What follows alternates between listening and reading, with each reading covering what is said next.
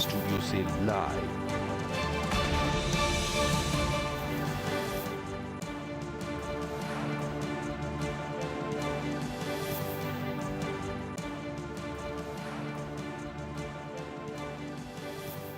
नमस्कार, सीबीसी आवाज मोतीलाल ओसवाल स्टूडियोज में आप सभी का स्वागत है। फिर एक नई ऊंचाई छूने के बाद भारतीय बाजार कुछ हल्की मुनाफा वसूली दिखा रहे। कहाँ होगी आपकी क्लोजिंग, उस पर करेंगे बातचीत, लेकिन पहले हेडलाइंस। बाजार में सेंटा रैली कायम। निफ्टी और बैंक निफ्टी ने बनाया नया शिखर। एचडीएफसी बैंक और भारतीय एयरटेल जैसे शेयरों ने दिखाया दम। हालांकि अब ऊपरी स्तरों से हल्की मुनाफा वसूली। इंडिया विक्स मार्च के बाद सबसे ऊंचे स्तर पर पहुंचा। जो लार्ज कैप्स जो है वो एक बहुत ही बढ़िया थीम उभर के आ सकती है, क्योंकि पिछले 12 महीना 18 महीने से लार्ज कैप्स परफॉर्म नहीं कर रहे या अंडर परफॉर्म कर रहे। लार्ज कैप शेयरों के नाम रहेगा 2024 का नया साल। निफ्टी के नए शिखर पर आउटलुक 2024 में बोले एनविजन कैपिटल के नीलेश शाह। अगले साल बड़े पैमाने पर एफआईआईज आएंगे भारत। ईवीज, रिचार्ज और सेमीकंडक्टर थीम पर बुलिश नजरिया। सीमेंट शेयरों में आज जोरदार तेजी। 3% से ज्यादा की तेजी के साथ वायदा का टॉप गेनर बना अल्ट्राटेक सीमेंट। साथ ही डालमिया और रैमको में भी 3% से ज्यादा का उछाल। डिश टीवी की ईजीएम में बड़ा फैसला। शेयर होल्डर्स ने पूरे बोर्ड को हटाने के लिए दिया वोट। 71% शेयर होल्डर्स ने 4 डायरेक्टर की नियुक्ति का प्रस्ताव खारिज किया। एमसीए के आदेश पर बुलाई गई थी ईजीएम। और निफ्टी की कल होगी रीबैलेंसिंग। नुवामा के मुताबिक बजाज फाइनेंस, पावर ग्रिड और आईसीआईसीआई बैंक में आ सकता है inflow. Adani enterprises, Adani port और एलएनटी से निकल सकता है पैसा। और आज 3 आईपीओस की हुई मिली-जुली लिस्टिंग। हैप्पी फॉर्जिंग करीब 18% प्रीमियम के साथ 1001 पर हुआ लिस्ट। सुस्त शुरुआत के बाद क्रेडो ब्रांड्स में दिखी अच्छी तेजी। आरबीजी ज्वेलर्स की एकदम फ्लैट लिस्टिंग।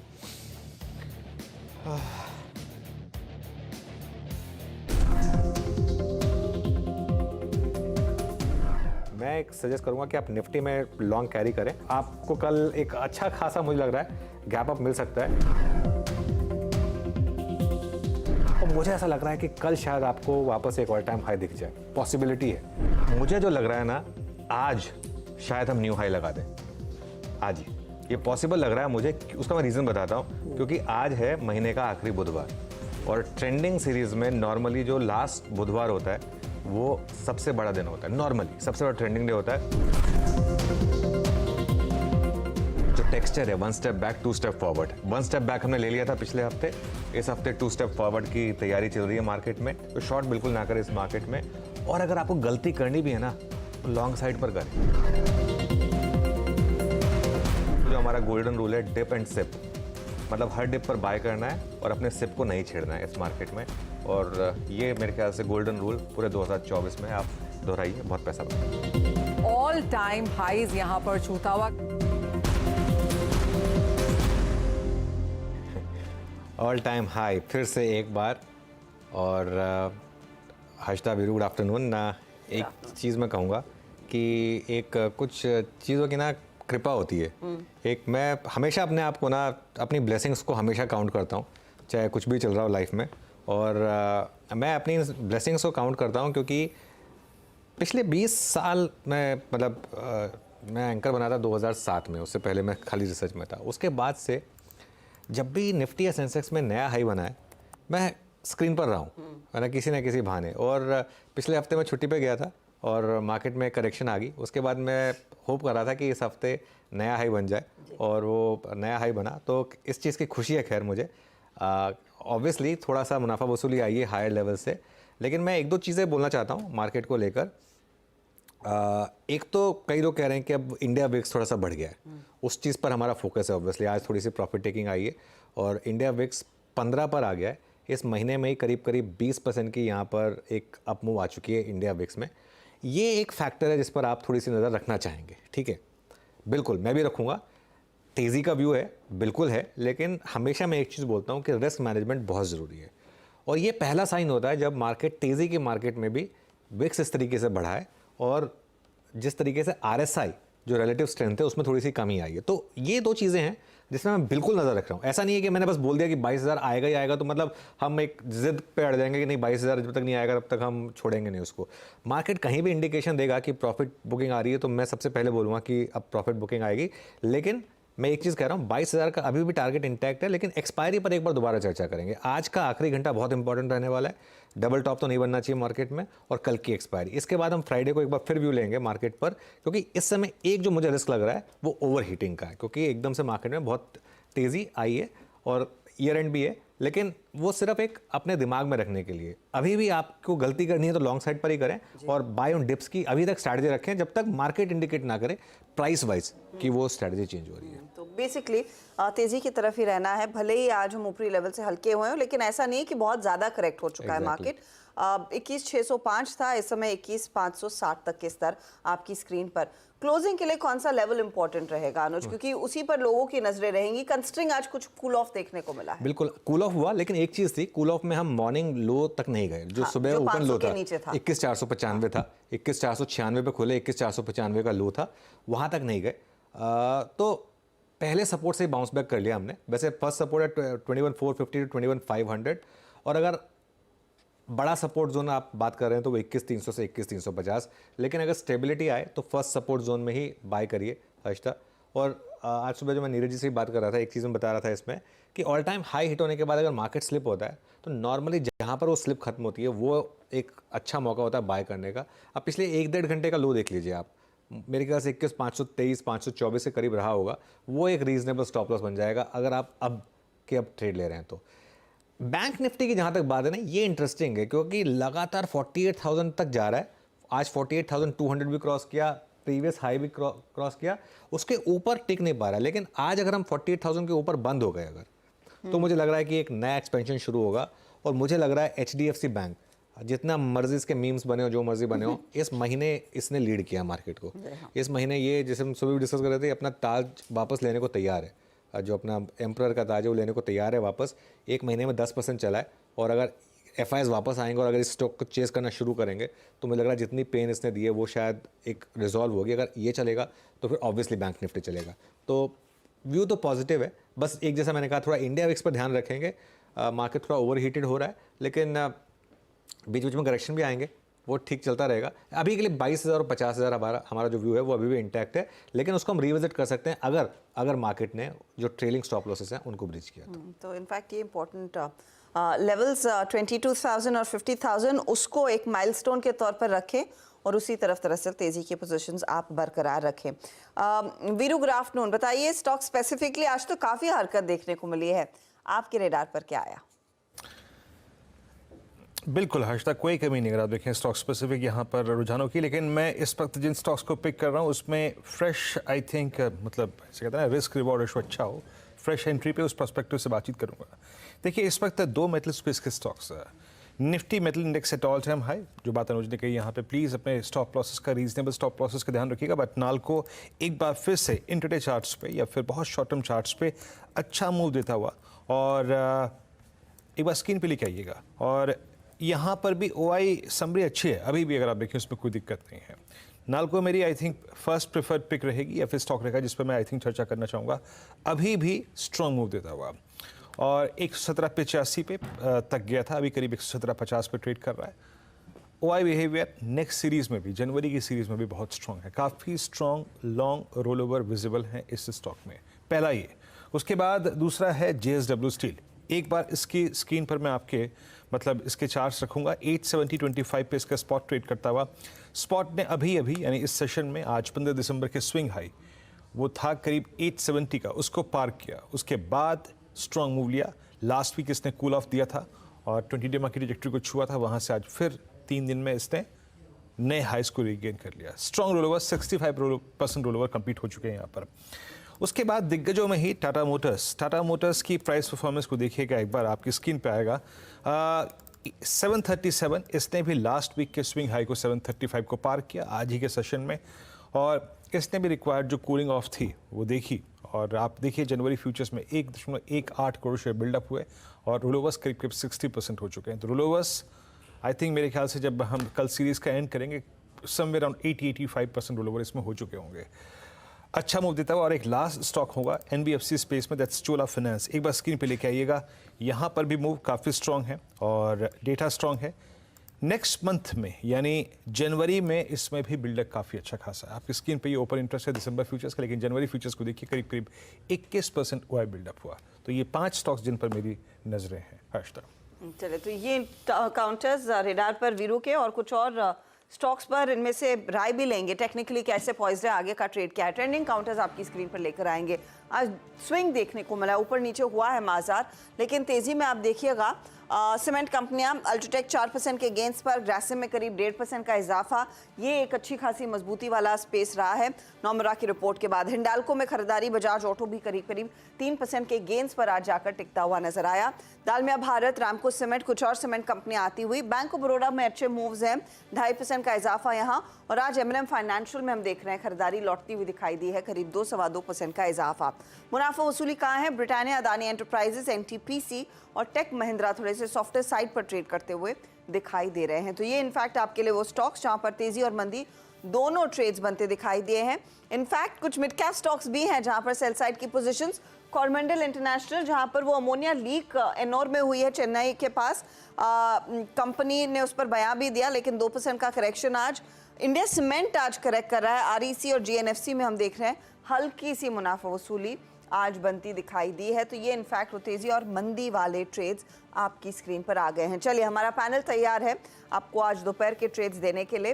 फंडामेंटल्स पर गौरांग शाह जियोजीत फाइनेंशियल की तरफ से, टेक्निकल्स के लिए प्रकाश गाबा, मानस जायसवाल, शिल्पा रावत, आशीष बहेती, चंदन तापड़िया हमारे साथ जुड़ेंगे।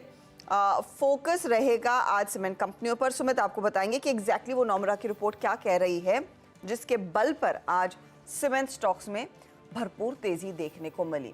2:30 बजे आज ही की खबर जो आई है विष्णु प्रकाश आर पुगलिया वाली कंपनी में, कॉर्पोरेट स्कैन में इसी के एमडी मनोहर लाल पुगलिया से बात करेंगे। साथ ही साथ सुमित को फिर जोड़ेंगे करीब 2:45 बजे के आसपास। 2023 के पावर हाउस परफॉर्मर्स कौन से हैं वो आपके सामने पेश किया जाएगा। फिर 2024 के आउटलुक पर हम बात करने वाले हैं आज कंप्लीट सर्कल के इक्विटी एडवाइजर गौतम बैद से। फिर 3 बजे यतिन से जानेंगे निफ्टी में जो कल रीबैलेंसिंग होने वाली है क्या इम्पैक्ट आता हुआ दिखाई देगा। साथ ही साथ बीटीएसटी एसटीबीटी ट्रेड्स और डीलिंग रूम का जायजा, और ऑफ कोर्स क्लोजिंग की तरफ बढ़ेंगे। ओके, इस समय मेरी नज़र जा रही है लेकिन बैंक निफ्टी पर, और बहुत इंटरेस्टिंग बैंक निफ्टी में थोड़ी सी करेक्शन आई, लेकिन अब वापस 48,000 के ऊपर सेटल हो रहे हैं हर्षदा हम बैंक निफ्टी पर। और मतलब मुझे हैरानी नहीं होगी अगर अब ये एक बार वापस इंटरडे हाई की तरफ मूव दिखाए एक बार के लिए। 48,245 जो इसका इंटरडे का हाई था, पॉसिबिलिटी है यहाँ पर, क्योंकि एक क्लासिकल बिहेवियर मार्केट का, ऑल टाइम हाई पे गए, करेक्शन आई, उस करेक्शन में फिर लोअर लेवल पर वापस बाइंग देखते हैं। वापस 200 पॉइंट का मूव चाहिए हाइस पे जाने के लिए। एक चीज बताइए, ये 48,000 से it's like a twist with destiny, right? क्योंकि लगभग 7 अटेम्प्ट्स हुए, एक दफा ही हम इसके ऊपर क्लोज दे पाए हैं। आज का ही अगर क्लोज आ जाता है, और अज्यूमिंग ये आज का क्लोज आज डे हाई के करीब आता है, तो क्या फिर पूरा रुझान निफ्टी बैंक की तरफ से पर ही आ जाएगा? एब्सोल्युटली। आप ना बैंक निफ्टी का 1 महीने का चार्ट देखिए और एचडीएफसी बैंक का 1 महीने का चार्ट देखिए हर्षदा, बिल्कुल मेरे ख्याल से तैयारी हुई। ये देखिए बैंक निफ्टी का 1 महीने का चार्ट है, 10% इंडेक्स भागा है। मतलब सोचिए आप, एक सिंगल लॉट में ही कितना पैसा बनाया होगा आपने, अगर इंडेक्स 10% भाग जाए तो। और एचडीएफसी बैंक का चार्ट देखिए, जब ये दोनों चार्ट ना एकदम एक दूसरे को आप सुपर इम्पोज कर सकते हैं, एकदम लिटरली दोनों के दोनों 1 महीने में 10%, 11% ऊपर है, और दोनों के दोनों का ट्रेजेक्टरी जो है एकदम सेम रहा है। ये एक तरीके से जैसे जो कैप्टन कर रहा है ना वही टीम कर रही है, ये वो वाला मामला आ गया। तो ये मेरे ख्याल से तैयार है, और ये एक लास्ट हर्डल रह गई है 48,000, 48,200 की। ये निकलेगी तो मेरे ख्याल से फिर वो बड़ा वाला मूव आएगा। जिस तरीके से एचडीएफसी बैंक इस समय रिएक्ट कर रहा है, व्यू तो यही है, बाकी हर चीज़ स्टॉप लॉस बेसिस पे होती है, वो उसको भी रिविजिट करेंगे। लेकिन एक काम करते हैं, अपने गेस्ट को जोड़ना शुरू करते हैं फिर हर्षदा, और हमारा पैनल तैयार है स्क्रीन पर। गुड आफ्टरनून गाबा सर, बताइए इस समय की ट्रेड क्या होगी? Good afternoon to you. इस समय का ट्रेड है डॉक्टर रेड्डी। डॉक्टर रेड्डी 5715 पर ट्रेड कर रहा है, स्टॉप होगा 5670 का, ज्यादा नहीं। मुझे लगता है 5800 की तरफ जा रहा है। आज के लिए टारगेट शायद 5750 होगा, कल तक 5800 भी पॉसिबल है। डॉक्टर रेड्डी। ओके, तो आप कह रहे हैं 5800 की तरफ बढ़ता हुआ ये काउंटर बाय साइड का ट्रेड है। शिल्पा, गुड आफ्टरनून, आपका ट्रेड? Good afternoon everyone. मेरा ट्रेड टाटा मोटर्स में है। टाटा मोटर्स एक बहुत स्ट्रॉन्ग रेंज ब्रेकआउट दे रहा है। ये सस्टेनेंस टूवर्ड 780 से 800 के लिए जाएगा। तो जनवरी फ्यूचर्स में टाटा मोटर्स 745 पे ट्रेड कर रहा है। आप 730 के स्टॉप लॉस से इसमें लॉन्ग बने रहिए फॉर टारगेट्स ऑफ 780 टू 800। किसी को ऑप्शंस के थ्रू भी ट्रेड करना है तो भी आप ले सकते हैं। 750 का कॉल ऑप्शन रफली अभी 24 रुपये 50 पैसे पे ट्रेड कर रहा है। आप इसमें भी पार्टिसिपेट कर सकते हैं। यहाँ पे मुझे लगता है आपको 40 तक के भी टारगेट आते हुए मिलेंगे। ओके, टाटा मोटर्स अभी मैं इसका जिक्र कर ही रहा था अपनी ओपनिंग समरी में, और स्टॉक जिसमें काफ़ी लॉन्ग रोल ओवर्स जनवरी की सीरीज में विजिबल हैं। आपके पास एक ऑप्शन और फ्यूचर दोनों विकल्प खुले हैं। महाराज, गुड आफ्टरनून, आपका ट्रेड क्या रहेगा? Good afternoon Virendra ji. तो देखिए, ऑटो क्षेत्र पे ही ध्यान है और एमएनएम पे खरीदारी करने की राय रहेगी। एमएनएम ने आई थिंक अब बॉटम बना लिया है, 20 डे मूविंग एवरेज को कल रिगेन कर लिया था। तो करंट लेवल से अच्छी खासी तेजी देखने को मिल सकती है, शायद पिछले हाईज टेस्ट हो सकते हैं। तो एमएनएम में करंट लेवल्स पे खरीदारी करेंगे। स्टॉप लॉसेस 1659 के रहेंगे और टारगेट 1720 के रहेंगे। ऑप्शन में अगर ट्रेड लेना हो तो जनवरी मंथ का ऑप्शन लिया सकता है 1700 वाला। 37 माफ करिएगा 48 के आसपास ट्रेड हो रहा है, तो वहां पर खरीदारी करेंगे। स्टॉप लॉसेस 39 के रहेंगे इस ऑप्शन में और 70 रुपए के टारगेट सेट करिए। ओके, तो 70 का टारगेट 1700 की कॉल में, और अगर आप सीधे फ्यूचर्स में ले रहे हैं तो 1720 की तैयारी करता हुआ एमएनएम तेजी वाला ये ट्रेड है। गौरांग, गुड आफ्टरनून, बताइए आपका सौदा क्या रहेगा इस समय का? धन्यवाद हर्षिता, आपका और आपको भी शुभ दिन हमारे तरफ से। तो धातु क्षेत्र में मेरे ख्याल से एक लंबे अरसे बाद हिंडाल्को में एक अच्छी चाल हमने देखी है। 600 के पार ये गया है, आज 603 का 92 हफ्तों का सर्वोच्च स्तर बनाया, मौजूदा स्तर करीबन 601 के आसपास। और धातु क्षेत्र मेरे ख्याल से कल भी थोड़ा बहुत चर्चा में था और चहक रहा था। तो एक स्टॉक जो काफी अच्छा लग रहा है धातु क्षेत्र पे वो है हिंडाल्को। ओके, हिंडाल्को पर राय रहेगी इस समय गौरांग जी की। 48,033 निफ्टी बैंक और 21,557 निफ्टी पर, और कुछ और स्टॉक्स पर एक बार ज़रा नज़र डालते हैं। अल्ट्राटेक सीमेंट लेकर आई है आज। ये मेरे ख्याल से आज सुबह सचिन की कॉल थी और मेरे ख्याल से यहाँ पर दूसरा टारगेट भी मीट हुआ उनका। सुबह पहला टारगेट तो शो में ही मीट हो गया था, आज दूसरा टारगेट भी मीट हुआ है। एक और स्टॉक जो हमारे रेडार पर है, चैनल पर आज सुबह पिक भी किया गया था और कल हमारी स्पॉटलाइट में भी था, बजाज ऑटो। एक बार ये लेकर आइए ज़रा बजाज ऑटो, और एक बार बजाज ऑटो का एक महीने का चार्ट दिखाइए ज़रा। ये तो खैर आज का चार्ट है और एक क्लीशे बन गया ना, हम बोलते हैं कि पेट्रोल ख़त्म ही नहीं हो रहा, ये बिल्कुल वो वाला मामला है इसका। और देखिए क्या मूव रहे हैं, 11% के मूव एक महीने में, और यहाँ पर एक पैराबोलिक मूव इस समय आ रहा है। शिल्पा जी, कोई ट्रेड बनती है? गुड आफ्टरनून, बजाज ऑटो में। जी बिल्कुल, बजाज ऑटो यहाँ पे 6800 के लिए तो ये बिल्कुल ही तैयार है। तो यहाँ पे मुझे लगता है कि आप डायरेक्टली आप फ्यूचर्स में भी 6600 के स्टॉप लॉस से भी आप यहाँ पे लॉन्ग रह सकते हैं फॉर टारगेट्स ऑफ 6800 टू 6850। या फिर अगर किसी को यहाँ पे ऑप्शंस में ट्रेड लेना है तो जनवरी सीरीज़ का बजाज ऑटो का, just a second, yes, Bajaj auto का आप 6700 का जो कॉल ऑप्शन है आप इसमें पार्टिसिपेट कर सकते हैं। 217 रुपये में ट्रेड कर रहा है। यहाँ पे 150 के स्टॉप लॉस से आप यहाँ पे डेफिनेटली एक लॉन्ग अटेम्प्ट ले सकते हैं। ये आपको टूवर्ड्स 400 मूव करते हुए दिखेगा। पूरी क्षमता रखता हुआ बजाज ऑटो में बहुत तगड़ा मोमेंटम और अच्छे गेंस इस समय बनते दिखाई दे रहे। ऑटो काउंटर्स में रुझान बढ़त का है। इनफैक्ट ऑटो की बात हो रही तो एक बार आयशा भी स्क्रीन पर लेकर आइएगा, क्योंकि ये भी अपनी रफ्तार थोड़ी सी और मजबूत करने में लगा है। 4085 का स्तर इधर। कल आई थिंक हम टीवीएस मोटर की बात कर रहे थे क्लोजिंग से ठीक पहले, और ये ठीक है, आधे % के गेंस दिखा रहा है। ओआई एडिशन ज़्यादा है। रोल ओवर की पोजीशन करीब 56% के आसपास की आयशा मोटर में देखने, टीवीएस में देखने को मिली है। और आयशा ऑफ कोर्स हमने मेंशन किया। गावा सर, आयशा में क्या रणनीति रहेगी, क्योंकि यहाँ पर प्राइस एक्शन देखने को मिला है और रोल ओवर पोजीशंस अच्छी खासी, आई थिंक 75% ऑड के रोल्स देखने को मिले अगली सीरीज में। एक्चुअली 4088 पर ट्रेड कर रहा है आयशा मोटर्स और बाय मोड पर है करीब 2 दिन से, तो ये कायम है व्यू। हाँ, टेक्निकल टारगेट 4100 के नियर टर्म टेक्निकल टारगेट है, बहुत ज्यादा दूर नहीं, सिर्फ 12 रुपए। लेकिन जब ये 4100 पार कर लेगा तो 4200 की जो रैली होगी काफी फास्ट होगी यहाँ पर। तो मुझे लगता है यस ले सकते हैं, स्टॉप होगा 4060 या 70 का, और ट्रेड ले सकते हैं 4100 फिर 4200 आधे दिनों में। आयशा मोटर्स बढ़िया लगता है मुझे, मोमेंटम है। आयशा मोटर्स 4090 पे डे हाई पर आपके स्क्रीन पर आके ट्रेड करता हुआ, मॉर्निंग स्विंग हाई को इस वक्त स्ट्राइक करता हुआ, ऑलमोस्ट क्रॉस करता हुआ। कुछ स्क्रीन पे स्टॉक्स ऐसे हैं जो कि अपने प्रीवियस मंथ या फिर क्वार्टरली हाइस को रिविजिट कर रहे हैं, क्रॉस करने की तैयारी कर रहे हैं। और जैसे कि हम सुबह भी बात कर रहे थे कि एफएमसीजी एक ताज़ा तरीन ऐसा सेक्टर है जिसमें ब्रेकआउट्स विजिबल हैं। शिल्पा जी, एक बार जरा देखिएगा गोदरेज सीपी को। आज इसने जो लेवल पार किया वो है इसी साल के मिड कैक स्विंग हाई जो इसने पार कर लिया 1100 की रेंज में। 1109 पे ट्रेड करता हूँ। डायरेक्टर साहब स्क्रीन पे एक बार रोलोवर्स की डिजिट्स रखिएगा प्लीज़। ऐसे ब्रेकआउट्स के साथ अगर माइनस मतलब एक्सपायरी -1 डे, इसमें 58 to 65% अगर रोल ओवर हुआ होगा तो याद रखिएगा बहुत ही अच्छा सेटअप है ये। और ये देखिए 65%, वो एक अंदाज़ा लग गया था चार्ट को देखने के बाद भी कि इतने रोल ओवर्स हो चुके होंगे इसमें। सेटअप स्ट्रॉन्ग है। शिल्पा जी, आपकी राय क्या कहती है इस स्टॉक पे इस वक्त, कैसे अप्रोच करेंगे इसको आप? जी good afternoon Virendra ji. Godrej CP कल ही हमने डिस्कस किया था, इनफैक्ट सस्ता ऑप्शन भी गोदरेज सीपी का कल ही हमने दिया था 1100 का कॉल, जो टारगेट ऑलरेडी मेट है। लेकिन यहाँ पे जो ब्रेकआउट आया है, यही ब्रेकआउट के लिए एक कब से स्टॉक थोड़ा स्ट्रगल कर रहा था, तो ये ब्रेकआउट को प्ले करना ही चाहिए। ये आपको बहुत क्विक टुवर्ड्स 1160, 1180, 1200 के भी लेवल्स आपको दिखा सकता है। तो अगर again anybody wants to continue तो गोदरेज सीपी का जैन सीरीज का 1100 का ही कॉल ऑप्शन आप लेके अभी भी कंटिन्यू कर सकते हैं। अभी भी 56 रुपीज़ में ट्रेड कर रहा है। आप यहाँ पे 40 के स्टॉप लॉस से आप यहाँ पे स्टिल लॉन्ग बने रहिए।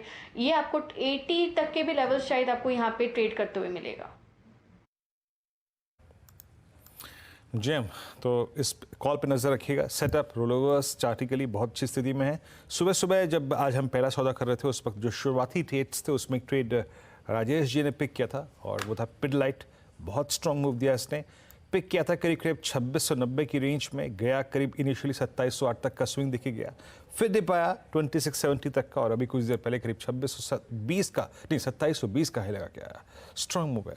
डॉक्टर साहब एक बार एक क्रॉस चार्ट रखेंगे प्लीज़ ज़रा, एशियन पेंट्स का प्लस पिडलाइट का। आशीष भेती जी, अगर मैं सेटअप देखूं और चार्टिकली देखूं तो आई थिंक एक बार के लिए आपको डेली चार्ट्स को डिफ्रेंशिएट करना मुश्किल हो जाएगा। आई थिंक अभी वो है नहीं हमारे साथ। मानस से पूछते हैं प्रश्न। मानस, डिफ्रेंशिएट करना मुश्किल हो जाएगा कि आई थिंक कौन से चार्ट को आप देख रहे हैं, एकदम सेम पैटर्न, बट जैन के प्रोस्पेक्टिव से आपको बेटर रिस्क रिवॉर्ड रेशियो किस में लग रहा है, क्या चीज़ करना चाहेंगे आप आउट ऑफ दिस टू? देखिए दोनों चार्ट्स अच्छे लगते हैं, चाहे वो पिडलाइट का हो जहां पर ऑलरेडी हमने ब्रेकआउट देख लिया है, और एशियन पेंट्स का जहां पर हाई टॉप हायर बॉटम बन रहे हैं और स्टॉक तैयार है लॉन्ग टर्म चार्ट पे ब्रेकआउट देने के लिए। अगर एक ट्रेड लेना होगा तो मैं एशियन पेंट्स के साथ जाऊंगा। करंट लेवल्स पे एशियन पेंट्स पे खरीदारी करनी चाहिए। 3350 का आपको स्टॉप लॉस लगाना है और 3475 के टारगेट सेट करने हैं एशियन पेंट्स में। ओके, तो ये फिलहाल एशियन पेंट में एक अच्छा मौका तेज़ी का आपके लिए बनता हुआ। इस घंटे अगर आप देखें निचले लेवल से कुछ कोशिश आईटी कंपनियां कर रही हैं और ख़ासतौर से एलटीआई माइंडट्री पॉजिटिव टेरिटरी में टिकने के लिए और अपनी चाल को और मजबूत करने के लिए। सुबह में हम निफ्टी आईटी का जिक्र कर भी रहे थे, 128 अंकों का इजाफा इधर है। LTI Mindtree top traded counters में शामिल हो सकता है अगर यहाँ पर और रुझान बने। परसिस्टेंट हालांकि दूसरी तरफ यहाँ पर कुछ ज़्यादा बेहतर एक्शन देखने को मिला है इसकी तुलना में। इस पूरे बकेट पे अगर आपकी नज़र गई हो गौरांग, स्पेशली एलटीआई माइंडट्री, क्योंकि आप कल परसों का भी चार्ट देखें, इस काउंटर में ज़्यादा कन्विक्शन शायद ट्रेडर्स को नज़र आ रहा होगा, लेकिन फंडामेंटली क्या स्थिति है एलटीआई माइंडट्री की, बैलेंस शीट की, ओवरऑल ऑर्डर बुक पोजीशन की, जब आप इसकी कंपैरिजन करते हैं आपके दूसरे दिग्गजों से? तो अर्षिता, काफी लंबे समय से as a brokerage house Geojit Financial Services IT क्षेत्र पर सकारात्मक सा नजरिया लेकर के चल रहे हैं। इस साल के शुरुआत में पिछले साल में भी काफी लोग यहाँ से दूर रहने की राय दे रहे थे, लेकिन हमें लग रहा था कि परिवर्तन आएगा, समय लगेगा, लेकिन ऐसा नहीं, परिवर्तन नहीं आएगा। और वास्तविकता ये भी अर्षदा कि दिग्गजों की तुलना में जो मझौले आईटी क्षेत्र के शेयर्स है उन्होंने न तो सिर्फ नतीजों के आधार पर बेहतर आंकड़े लेकर के आए, लेकिन जो लोगों ने मिड कैप आईटी कंपनी में निवेश किया होगा आज से साल 1.5 साल पहले, उनको रिटर्न भी उतना ही बढ़िया दे करके दिया है। तो मर्जर के पश्चात मेरे ख्याल से चौथी सबसे बड़ी काफी सक्षम कंपनी LTI माइंट्री बन गई है। डिस्क्लोजर देना जरूरी होगा कि हमारी बुनियादी तर्क के आधार पर खरीदारी की राय है, और हमें ऐसा भी लग रहा है कि शायद ये जो तीसरी और चौथी तिमाही के नतीजे आएंगे IT क्षेत्र के, वो धीरे धीरे करके परिवर्तन बेहतर के लिए लेके आएंगे। और अगले वित्तीय वर्ष में हमें लग रहा है 1 अप्रैल 24 से एक अच्छी री रेटिंग होने की पूरी संभावना है, सिर्फ दिग्गजों को ही नहीं लेकिन मिड कैप IT कंपनियों की। ओके अच्छा, मैं थोड़ा सा एक एक्चुअली रील डाल रहा था रजता, तो इसके लिए थोड़ा सा मैं आज सुबह ना जो न्यूज़ आई ना, मुझे ये काफ़ी इंटरेस्टिंग लगी। विप्रो ने जो अपने एक्स CFO, ये मेरे ख्याल से कॉर्पोरेट इंडिया के इतिहास में ये अनप्रेसिडेंटेड है और शायद ये एक मील का पत्थर साबित होगा। हुआ क्या, विप्रो ने कहा कि आप कैसे मेरा डायरेक्ट कंपटीशन ज्वाइन कर सकते हैं। उन्होंने स्यू कर दिया जतिन दलाल को। और मैं पता है क्या चाहता हूँ, मैं चाहता हूँ कि कोर्ट ना इस प्ली को डस्टबिन में डाल दे। देखिए क्या होता है, हम कभी भी कोई करियर होता है, कुछ भी होता है, तो ऑब्वियसली एक कई बार साइन करते हैं कि हम डायरेक्ट कंपटीशन नहीं ज्वाइन करेंगे, ठीक है। लेकिन एक होता है बेसिक फंडामेंटल राइट, वो बेसिक फंडामेंटल राइट होता है टू अर्न माई लाइवलीहुड। मेरी टैलेंट है, मैं उस टैलेंट से कुछ लाइवलीहुड अर्न कर रहा हूँ। वो टैलेंट अगर मैं कोई और कंपनी मुझे उसके ज़्यादा पैसे दे रही है या ज़्यादा अच्छे पर्क्स दे रही है, तो मैं वहाँ पे यूज़ कर रहा हूँ उसको, उसमें क्या दिक्कत है, ठीक है ना। आई एम श्योर कुछ रहा होगा, क्लॉज वगैरह रहा होगा, और एज लॉन्ग एज आप नोटिस पीरियड के बाद जा रहे हैं या कुछ एक कूल ऑफ पीरियड के बाद जा रहे हैं, मेरे ख्याल से फिर कोई दिक्कत होनी नहीं चाहिए। तो ये एक मुझे लग रहा है कि एक इंटरेस्टिंग केस होगा। ये आपको ये भी बता रहा है कि कितना कंपटीशन है इस फील्ड में। क्योंकि ये जो फील्ड है ना, इसमें मतलब पूरा का पूरा जो है ना, एसेट जो आपके हैं लोग ही हैं। इन IT कंपनी में एसेट क्या है, लोग है ना। At the end of the day कोई बिल्डिंग की तो कोई वैल्यू नहीं है, आपकी गाड़ी की, इसकी उसकी कोई वैल्यू नहीं है, वैल्यू सारी की सारी लोगों की है। तो पीपल्स बिजनेस में ये बहुत इंटरेस्टिंग होने वाला है। मैं इस केस को बहुत क्लोजली फॉलो करूँगा क्या होता है यहाँ पर। अब और स्पेशली आपका 20 साल का रिश्ता था, ऐसे नहीं है कि कोई फ्रेशर था, आया, आपसे ट्रेनिंग ली और अच्छे प्रोजेक्ट के लिए आगे निकल गया। वहाँ पर आई एम श्योर कंपनियों को थोड़ी सी ठेस पहुंचती है क्योंकि आप उतना इन्वेस्ट करते हैं। 20 year relationship of course it's gone down the drain यहाँ पर। और अनुज, ये जो नोटिस पीरियड वाला चक्कर है ना, और जो आपको लेटर लाना होता है आपकी एग्जिस्टिंग ऑर्गेनाइजेशन से, रिलीविंग लेटर, ये इंटरनेशनल कंपनीज फॉलो नहीं करती। आप बिग टेक में देखिए, इफ अज्यूमिंग आपको गूगल से एक जॉब ऑफर आता है, गूगल को कोई पड़ी नहीं है कि आपको एक रिलीविंग लेटर आपकी existing company they. I am sure वो कॉग्निजेंट भी कर रहा है, और कॉग्निजेंट अच्छे टैलेंट को इस समय हाथों हाथ ले रहा है। आप देखिए इन्फोसिस से जो भी बड़े लोग गए हैं वो कॉग्निजेंट ही गए हैं। एब्सोल्युटली नहीं, बिल्कुल सही है। और इसमें मुझे लगता है कि थोड़ा कंपनियों को भी ना थोड़ी बड़ा दिल दिखाना चाहिए इसमें। ठीक है, आप विश करिए अपने एम्प्लॉय को कि ठीक है आप जा रहे हैं, आपको अच्छी अपॉर्चुनिटी मिली, ऑल द बेस्ट, हम दोबारा किसी को नया खड़ा करेंगे। ये मेरे ख्याल से एक बेटर रहेगा। वैसे खैर ये स्टॉक पे कमेंट नहीं है क्योंकि स्टॉक तो खैर बहुत शानदार चल रहा है। प्रथा जो HR की चल रही है उसी पर हम बातचीत करें। दूसरी तरफ विप्रो में अच्छी खासी तेजी हाल में बनी है उस रूमर पर कि शायद यहाँ पर कोई और मंजा हुआ खिलाड़ी ज्वाइन कर सकता है कंपनी। उस पर पुष्टि नहीं हो पाई है, ना ही कंपनी ने उसको उस डेवलपमेंट को एनकरेज किया। उन्होंने कहा ऐसा कुछ नहीं हो रहा है। हाँ, एक्स एम्प्लॉयज़ पर केस ज़रूर दागे जा रहे हैं। लेकिन अब सीमेंट सेक्टर की बात करते हैं और सीमेंट स्पेस पे देखिए आज जोरदार एक्शन बना। खुलने के साथ ही ये स्टॉक्स अच्छी तेजी में थे। छोटी सी छोटी कंपनी और बड़ी सी बड़ी कंपनी यहाँ पर खरीदारी दिखा रही है। दरअसल इस पूरे सेक्टर पर नोबरा ने एक डिटेल रिपोर्ट निकाली है। रिपोर्ट ये कहती है कि यहाँ से सिचुएशन और भी बेहतर होने वाली है। क्या है बारीकियाँ उस रिपोर्ट की, किस तरह के टारगेट हाइक्स की बात यहाँ पर नोबरा की वो रिपोर्ट कर रही है, सुमित बता रहे हैं। आज सीमेंट शेयरों में जोरदार तेजी देखने को मिल रही है, जहां पर अल्ट्राटेक सीमेंट करीब 4% के आसपास की तेजी, 3 लाख करोड़ के आसपास की मार्केट कैप वहां पहुंची। श्री सीमेंट 1 लाख करोड़ की मार्केट कैप, वहां पर भी अच्छी 2 से 3% के आसपास का उछाल आता हुआ दिखाई पड़ रहा है। दरअसल एक रिपोर्ट नमूरा ने निकाली है और उनका मानना है कि अल्ट्राटेक पे एक बाय रिपोर्ट है करीब 11,500 के टारगेट्स के लिए, डालमिया भारत 3,000 के टारगेट्स के लिए मोरलेस, रैमको सीमेंट में 1,250 रुपये का टारगेट और श्री सीमेंट करीब 33,500 के टारगेट्स के लिए उन्होंने खरीदारी करके चलने की राय दी है। एक अच्छे वॉल्यूम ग्रोथ की बातचीत उन्होंने मेंशन की है। ये भी माना है कि मार्जिन फ्रंट पे एक अच्छा एक्सपेंशन देखने को मिलेगा। इनपुट कॉस्ट ईज आउट हो गई है तो मार्जिन थोड़े बेटर रहेंगे और प्राइसिंग भी अब कंपनियों के फेवर में आ गई है। पोस्ट मॉनसून फेस्टिव डिमांड का एक पिकअप, ये भी कंपनियों के लिए एक अच्छे नंबर्स के तौर पर रहेगा और एक अच्छी वॉल्यूम ग्रोथ FY25 से FY26 के दौरान, जो कि पिछले एक दशक के सामने एक अच्छी ग्रोथ आने का अनुमान वो लगाकर चल रहे हैं और उनका ये मानना है कि एक अच्छा इंफ्रास्ट्रक्चर एक्सपेंशन भी कंपनियों के लिए काफ़ी पॉजिटिव रहेगा। तो नमूरा का एक जो नोट है उसका इंपैक्ट पूरे सीमेंट स्पेस में और एक अच्छी तेजी पूरे सेक्टर के अंदर आते हुए दिखाई पड़ रही है। हाँ जी, काफी तगड़ा एक्शन और आज के टॉप परफॉर्मर्स में ऑफ कोर्स अल्ट्राटेक जैसे प्लेस शामिल है, रैमको सीमेंट शामिल है। मानस, अगर आपने कोई चेज करना हो स्टॉक, क्या ज्यादा बेहतर, जहां पर ज्यादा बेहतर विजिबिलिटी है आज के बाद इस मूव के टिकने की और गेन्स आने की? देखिए, सबसे बेहतरीन तो अल्ट्राटेक, इसमें कोई डाउट नहीं है, क्योंकि एक बड़ा कंसोलिडेशन देखने को मिला था, उस कंसोलिडेशन का ब्रेकआउट देखने को मिला, वहां पर काफी बेहतर वॉल्यूम देखने को मिले और अभी भी करंट लेवल्स पे भी मैं समझता हूँ कि आपको शायद 350 से 400 रुपए का मूव देखने को मिल सकता है। एक टेक्निकल टारगेट 10,850 के आते हैं तो 400 रुपए का अप्रोक्सीमेटली एक मूव देखने को मिल सकता है। अभी भी खरीदारी करने की राय रहेगी। 10,299 का आपको स्टॉप लॉस लगाना है, ये कैश लेवल्स है। ओके, चलिए ये इस समय की आपके लिए कुछ आइडिया। एक काम करते हैं, आशीष बहेती को भी जोड़ लेते हैं एक बार। और Ashish ji, good afternoon.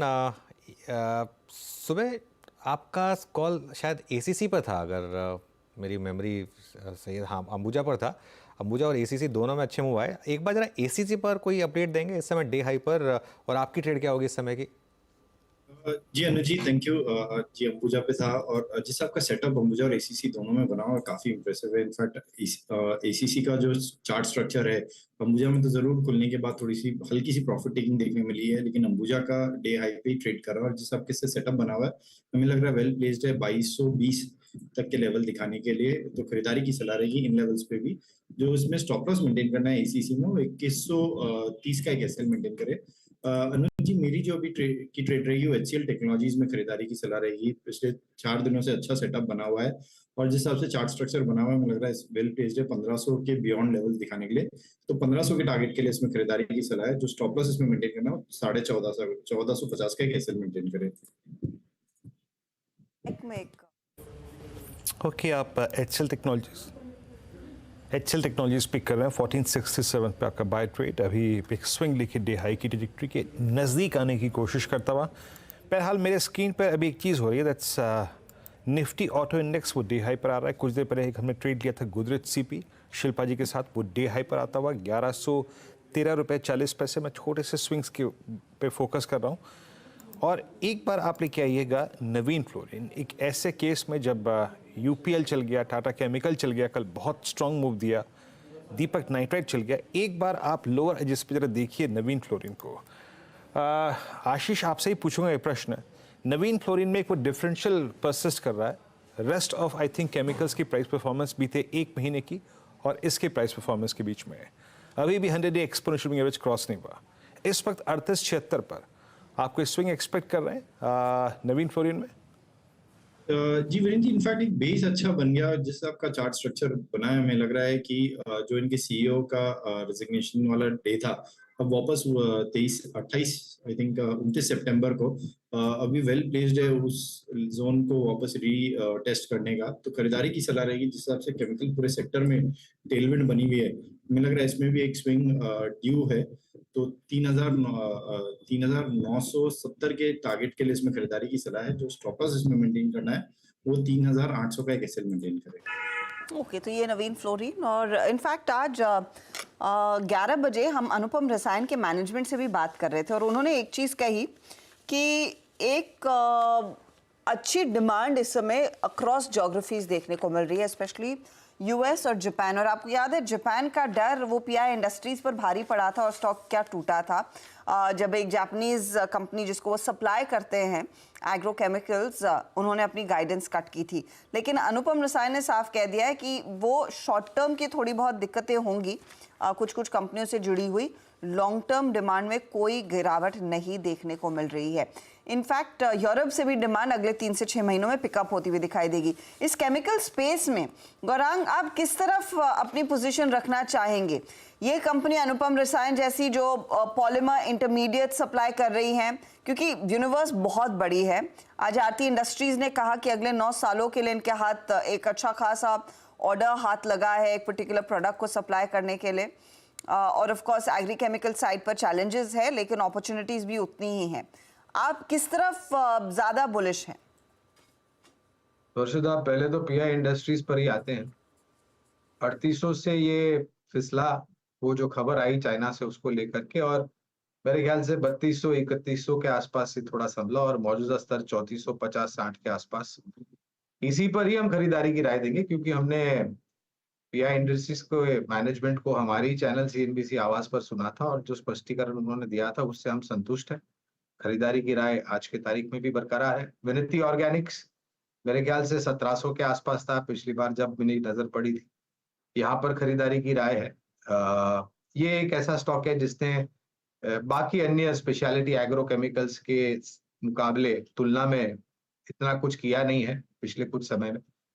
Tata chemicals, आरती इंडस्ट्रीज जो नाम आपने लिया, पिडिलाइट, यूपीएल, ये पूरा जो क्षेत्र है ये हमें काफी अच्छा लगता है, और हमें लग रहा है कि एक समय था विस्तार योजनाओं का, R&D में निवेश करने का, नए प्रोडक्ट्स लॉन्च करने का, वो अब जमीनी स्तर पर लागू करने की पूरे प्रयास चल रहे हैं। और चाइना +1, यूरोप +1, स्थानीय मार्केट में जो मांग आ रही है उसको लेकर के मेरे ख्याल से 2024 का जो साल होगा, कैलेंडर ईयर, वो कहीं ना कहीं स्पेशलिटी एग्रो केमिकल्स के नाम हो सकता है। बिल्कुल बिल्कुल। और आज सुबह जो आरती इंडस्ट्रीज़ का डिस्क्लोजर आया था ना हर्षिता, वो काफ़ी इंपॉर्टेंट था। जो उन्होंने 3000 करोड़ के रेवेन्यू पोटेंशियल की बात की है, और ये कोई सरप्राइज़ नहीं है कि सारे के सारे स्टॉक्स एक साथ चलने शुरू हुए हैं बॉटम आउट में, क्योंकि एक सेक्टोरल मूव है। और इसमें बस जैसे हम बार बार कह रहे हैं, आपको रिपीट करना जरूरी हो जाता है क्योंकि कई लोग मिस कर देते हैं। इसमें बास्केट अप्रोच काम करेगी आपके लिए, क्योंकि आप आइडेंटिफाई नहीं कर पाएंगे किस दिन कौन चलेगा। कई लोग कहते हैं मैं SRF लिया हुआ है, वो नहीं चल रहा, बाकी सब चल रहे हैं, वो भी चलेगा। या फिर किसी दिन कहते हैं कि आज नवीन नहीं चला लेकिन दीपक चल गया, ये सब मतलब चलता रहेगा। लेकिन ये जो आज आया डिस्क्लोजर, मेरे ख्याल से और भी देखेंगे आप धीरे धीरे यहाँ पर। एक लंबी करेक्शन के बाद, मेरे ख्याल से एक बड़ी बुल मार्केट थी, उसके बाद एक लंबी करेक्शन आई इन स्टॉक्स में, और इसके बाद अभी स्टॉक्स चलने शुरू हुए हैं। खैर कुछ स्टॉक्स में तो बहुत शानदार कमाल दिखाई। देखिए आरती इंडस्ट्रीज एक महीने में 21% का मूव हुआ, करेक्शन भी उतनी ज़बरदस्त थी उस हिसाब से। लेकिन खैर देखते हैं यहाँ से और कितना पोटेंशियल है इन स्टॉक्स में। गाबा सर, आपको अगर चुनना हो तो कोई केमिकल स्टॉक कौन सा होगा? एक्चुअली मैं आरती मुझे पसंद था, आज सुबह देख रहा था मैं, तो आरती तो डेफिनेटली रहेगा मेरे लिए, आरती इंडस्ट्रीज। लेकिन थोड़ा स्ट्रेच है इसलिए, लेकिन फिर भी ये बाय मोड पर है, ट्रेड कर रहा है 644 पर, 630 का कोई स्टॉप लगा चले। मुझे लगता है 670 की तरफ जा रहा है। और SRF की बात करता हूं मैं, SRF का चार्ट है, उसके हिसाब से लगता है SRF थोड़ा अवॉइड कर ले तो अच्छा रहेगा। यूपीएल कुछ बॉटिंग और प्रोसेस दिखा रहा है, लेकिन थोड़ा स्ट्रगल कर रहा है यूपीएल, तो आई थिंक आरती इंडस्ट्री एक बेहतर बेट बनता है। आरती इंडस्ट्रीज एक बेहतर बेट रहता हुआ दिखाई देगा। रेवेन्यू पोटेंशियल 3000 करोड़ का 9 सालों में, यानी कि रफली 300 करोड़ का रेवेन्यू उस एक पर्टिकुलर प्रोडक्ट से आता हुआ दिखाई देगा, और बाकी बिजनेस जैसा अगर अच्छा करेगा तो बस एडिशनल है ही।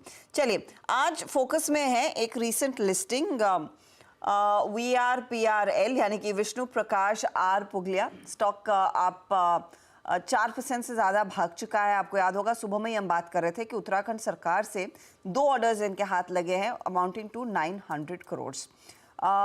क्या योजनाएं हैं कंपनी की, किस तरह के ऑर्डर बुक पर ये बैठे हैं, 2024 के लिए क्या विजिबिलिटी है ऑर्डर्स की, सब पर बात करने के लिए हमारे साथ कंपनी के मैनेजिंग डायरेक्टर मनोहर लाल पुगलिया जुड़ रहे हैं। मनोहर जी, स्वागत है आपका सीएनबीसी आवाज पर। पहले तो अगर आप जानकारी हमें दे सके, उत्तराखंड सरकार से जो आपके हाथ ऑर्डर लगा है, क्या काम करना है, क्या ड्यूरेशन है इस पर्टिकुलर ऑर्डर की? तो हमारा जो काम है वाटर सप्लाई और सीवरेज सिस्टम का जो काम है, वहाँ पे उत्तराखंड गवर्नमेंट में एक तो हमारा हल्द्वानी का है काम मैम, जो 525.49 करोड़ का है, और एक कोटद्वार का है जो 373.21 करोड़ रुपए का है। 2 ऑर्डर हमको मिले वहां पे, और जिसको हमको 3 साल के अंदर इसको पूरा करना है काम को। आपकी इस समय की मौजूदा ऑर्डर बुक पोजीशन क्या है, अगर आप हमें उसका एक अपडेट दे पाए कि कितने ईपीसी कॉन्ट्रैक्ट्स आपके हाथ में इस समय है जिस पर आप लोग काम कर रहे हैं? हमारा 30 सितंबर तक 4200 करोड़ रुपए के काम हमारे वर्किंग हैंड है हमारे पास में। ओके सर, मैं ये पूछना चाहूँगा आपसे, कि एग्जैक्टली उत्तराखंड गवर्नमेंट से ही आपको कितने ऑर्डर, मतलब ये जो ऑर्डर मिला है ये पहला है स्टेट में, और इसी स्टेट में आपके और कितने प्रोजेक्ट्स जहां पे आपने बिड किया है? इसमें सर हमारे उत्तराखंड के अंदर 2 प्रोजेक्ट ऑलरेडी हमारे अभी चल रहे हैं वहां पे। बात आ रही मेरी? हाँ, हमारे उत्तराखंड के अंदर ऑलरेडी 2 प्रोजेक्ट जी हाँ, मैं सुन- देहरादून के अंदर हमारे सीवरेज और वाटर सप्लाई के प्रोजेक्ट के काम चल रहे हैं हमारे। ओके। अच्छा सर, मैं आपकी जो एग्जैक्टली जो मैं प्रोजेक्ट्स देख रहा था और आपके सेगमेंट्स देख रहा था, उसमें रेलवे, हाईवेज एंड ब्रिजेस भी काफ़ी सब्सटेंशियल पार्ट होल्ड करते हैं। पिछले लगभग 2-2.5 साल में रेलवे से काफ़ी ऑर्डर आवंटित किए भी गए हैं। आपको पिछले 1 साल में रेलवे से कितने ऑर्डर मिले, और एग्जैक्टली आपका जो टोटल रेवेन्यू है उसमें से रेलवे कितना कंट्रीब्यूट करता है? रेलवे का अप्रोक्सीमेट हमारा करीब 10% के आसपास अभी हमारा अपने रेवेन्यू के अंदर अपना काम चल रहा है।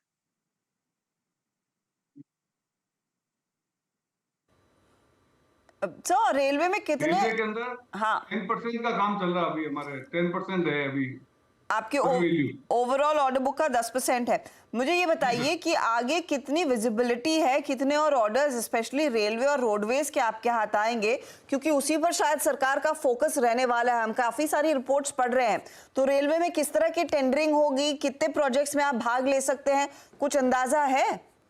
मैम अभी रेलवे के अंदर काफी हम लोगों ने बिड कर रखे हैं। रेलवे के अंदर और रोड वर्क के अंदर दोनों में हम लोगों ने काफी टेंडर पार्टिसिपेट कर रखे हैं। एमपी के अंदर भी कर रखे हैं, राजस्थान के अंदर भी कर रखे हैं और गुजरात के अंदर भी कर रखे हैं हम लोगों ने। तो हमको काफी उम्मीद है कि अब हमारी इसमें ऑर्डर वैल्यू रेलवे और रोड वर्क में हमारी ऑर्डर वैल्यू बढ़ेगी। और अभी रिसेंटली अभी हमारे को अंबाजी का भी एक रेलवे स्टेशन का काम मिला था, इसको अभी हमने काम शुरू किया था। 175 करोड़ का काम था वो। ठीक है, शुक्रिया मनोहर जी, बहुत बहुत शुक्रिया हमें बताने के लिए कि क्या सिचुएशन है। अच्छा, एक चीज आपसे इजाजत लेने से पहले, आपने सितंबर 30 तक का 4000 करोड़ के ऑर्डर आपके पास है। सितंबर टू नाउ कुछ अंदाजा दे पाएंगे कितने और ऑर्डर्स आपने बैक किए? एक तो ये 900 करोड़ वाला हम जोड़ ही रहे हैं। हाँ मैम, अभी तो यही मिला है, बाकी अभी पाइपलाइन में है, तो अभी टेंडर खुलने हैं। ओके। और 175 का एक हमारे को नवंबर में मिला था, वो इसका अंबाजी का था, रेलवे स्टेशन का काम 175 जी 175 करोड़। ठीक है, बहुत बहुत शुक्रिया Manohar ji, all the best, good luck for 2024। तो ऑर्डर फ्लोज आगे आते हुए दिखाई देंगे। तो सितंबर टू नाउ रफली 1000 करोड़ के आसपास तक के ऑर्डर्स ये और जोड़ पाए हैं, तो इनकी रफली ऑर्डर बुक 5000 करोड़ के करीब रहेगी। VRPR वो एक स्टॉक जो आज सुबह से ही थोड़ी बहुत हरकत में है। चलिए मार्केट पर वापस लौटते हैं। रिकवरी तो हुई है, खासतौर से अगर आप निफ्टी बैंक देखेंगे 48,075 के स्तर आ चुके हैं, तो मोमेंटम है और HDFC बैंक लीड कर रहा है उस मूव को। आज सुबह में हमने 1701 के स्तर देखे और उसी डायरेक्शन में तेजी से दरअसल ये स्टॉक भागता हुआ फिर दिखाई दे रहा है। बिल्कुल, और फीलिंग आ रही थी हर्षिता कि ये वापस जा रहा है प्रीवियस हाई, मतलब 48,245 की तरफ, देयर अबाउट की तरफ। और अब मेरे ख्याल से एक कंफर्मेशन मिल रहा है ये जो मूव आया है। और आज का ये जो मूव है ना, ये बहुत शानदार है। निफ्टी और बैंक निफ्टी दोनों का मूव ये आपको बता रहा है कि प्रॉफिट बुकिंग हुई, एक थोड़ी सी नॉर्मल प्रॉफिट बुकिंग हुई, उसके बाद मार्केट वापस तैयार है ऊपर जाने के लिए। और इस बार अगर हम 21,603 के ऊपर गए, इस बार नहीं फिसलेंगे, फिर इस बार नहीं फिसलेंगे। 21,600 के ऊपर अगर निकल गए तो क्यों? क्योंकि जिसको भी निकलना था 21,600 पे वो निकल चुका है। जिसको भी निकलना था 21,600 का, जो भी वेट कर रहा था कि मैं 21,600 पे निकल जाऊंगा, अब वो निकल चुका है। और अगर किसी ने वाकई शॉर्ट कर दिया बाद में ये सोचकर कि अब मार्केट फिर से डबल टॉप बनाने वाला है, अब देखिए मार्केट आपको क्या करके देने वाला है। कल फिर गैप अप होगा और कोई रीज़न नहीं है कि गैप ना हो मार्केट में, प्रोवाइडेड हम आज बस एक बार 21,600 के ऊपर निकल जाएं और क्लोज हो जाए उसके ऊपर, और कल फिर आपको गैप अप दिखने को मिलेगा। क्योंकि मुझे लगता नहीं कि टुवर्ड्स द एंड कोई आपको नेगेटिव क्यू यहाँ से दिख रहा है। वीरो, कुछ स्पॉट किया आपने? स्पॉट किया था मैंने, आई थिंक, और उस स्टॉक को देखने के बाद अनुज, ये लग रहा है, ये प्रतीत हो रहा है कि बाजार में बहुत बड़े बड़े लॉजिक्स, EPS, गाइडेंस, इन सबको देखने की बहुत ज़रूरत नहीं है। अनुज गैस कीजिए मैं किस स्टॉक के बारे में बात कर रहा हूं। डॉक्टर साहब रखिएगा। बीकाजी फूड्स। कल वो कॉल सुन के थोड़ा कल मयूरेश जी का लॉजिक सुना था आपने? हाँ, मैं वो लॉजिक की बात हुई थी कि मतलब लॉजिक बुरा नहीं है। लॉजिक बुरा नहीं है, लॉजिक बुरा नहीं है। और देखिए थोड़ा सा लॉजिक बुरा नहीं है, थोड़ी टांग खींच रहे हैं हम ऑब्वियसली, लेकिन बस ये बता रहे थे कि कई बार मार्केट में आपके पास कुछ बचता नहीं है, मतलब रीज़न एक्सप्लेन करने को। आप कहना चाहते हैं कि नहीं मैं पॉजिटिव हूँ स्टॉक पर, लेकिन कहाँ से वो कुछ मैन्युफैक्चर करें तो आप वो बोल देते हैं। लेकिन हाँ, मतलब ठीक है वैसे, लेकिन चला है स्टॉक, बिल्कुल चला है और अच्छा चला है विदाउट अ डाउट। बिल्कुल चला है, बिल्कुल चला है। गौरांग आपका व्यू बीकाजी फूड्स पे? हालांकि अभी कल वाला लॉजिक बताया नहीं मैंने आपको। नहीं, मुझे नहीं पता है वो, लेकिन बाजार कब कुछ करता नहीं है तो बीकाजी का पैकेट खोल के कुछ चबाने लगते हैं हम, तो ऐसी ही बिक्री बढ़ जाती है। एक और लॉजिक आ गया। तो आई थिंक स्टॉक अच्छा है, लेकिन क्योंकि आप छोटी सी छोटी दुकान पे चले जाए वीरेंद्र, इनके बहुत सारे अलग अलग प्रकार के स्नैक लटकते हुए दिखते हैं। कितनी भी छोटी बढ़िया कोई भी दुकान हो, मॉल हो, जो भी हो, तो डेफिनेटली सेल्फ लाइफ विजिबिलिटी और बहुत स्ट्रॉन्ग कंपनी और ब्रांड। जैम ये है, और एक प्रताप स्नैक्स भी लेके आइएगा। गौरांग अभी एफएमसीजी काउंटर्स में मूव आ रहे हैं, स्क्रीन पे विजिबल हैं, और वही बात कि बाजार नई नई चीज़ें एक्सप्लोर करने की कोशिश कर रहा है। यहाँ पे Nestle, Colgate all time high पे हैं। ये डाबर, मैरिको ये नहीं चले थे अभी तक। एफएमसीजी में आपकी चॉइस क्या है गौरांग इस वक्त? क्योंकि टाटा कंज्यूमर ने डोमिनेट किया है इस पूरे स्विंग को अब तक के, कोलगेट ने, नेस्ले ने। वो एक बात थी वीरेंद्र, और बारिश का मौसम जो था वो कई राज्यों में कुछ ज्यादा, कई राज्यों में बहुत कम, कई राज्यों में जो अनुमान था उसके मुताबिक। और जो योगदान ग्रामीण, मध्यम ग्रामीण भागों से आता है मांग को लेकर के, वॉल्यूम ग्रोथ को लेकर के, उसका असर थोड़ा बहुत था। लेकिन हमें नहीं लग रहा है कि एक बहुत बड़ी नकारात्मक परिस्थिति हो सकती। आधे दर्जन से ज्यादा कंपनियां एफएमसीजी क्षेत्र की हमारी खरीदारी की सूची में, Tata consumer, Godrej consumer, HUL, ITC पर तो हमारा नजरिया काफी लंबे समय से स्पष्ट हुआ है हमारे चैनल सीएनबीसी आवाज पर। और ब्रिटानिया, नेस्ले, डाबर, मैरिको, इमामी, ये सभी कंपनियां खरीदारी की सूची में। एचयूएल मुझे लग रहा है खास, बहुत बहुत ही इंटरेस्टिंग लग रहा है मुझे। हमें लग रहा है कि ये 2850 के पार जाने की पूरी क्षमता रखता है।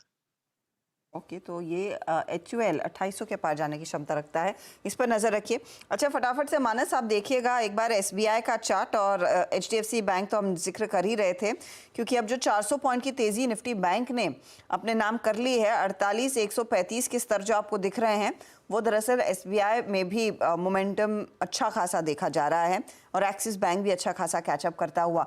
मानस वो चार्ट देखिए, तब तक मैं बता दूं कि सस्ता ऑप्शन का ट्रेड शिल्पा जी देंगी। शिल्पा जी प्लीज आपसे रिक्वेस्ट है, एक अच्छा बढ़िया ट्रेड फ्रेश वाला निकाल के रखिएगा। आशीष जी आपसे एफएनओ सुपरस्टार का ट्रेड लेने के लिए आएंगे।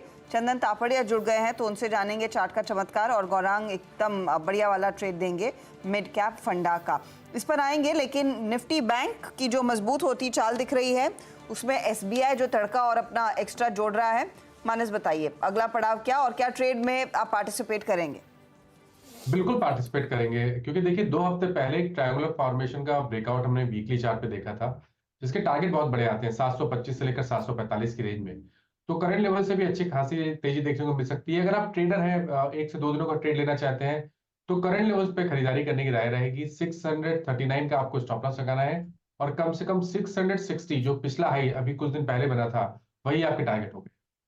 ओके, चलिए चार का चौका की शुरुआत करते हैं। फिर शिल्पा जी सस्ता ऑप्शन ट्रेड बताइए।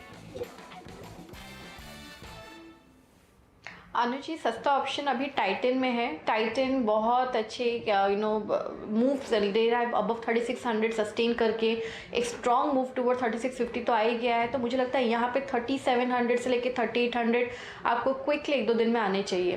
तो 3700 का जो कॉल ऑप्शन है जनवरी सीरीज़ का, जो रफली 105, 104, 5 के बीच में ट्रेड कर रहा है, आप इसमें पार्टिसिपेट कीजिए।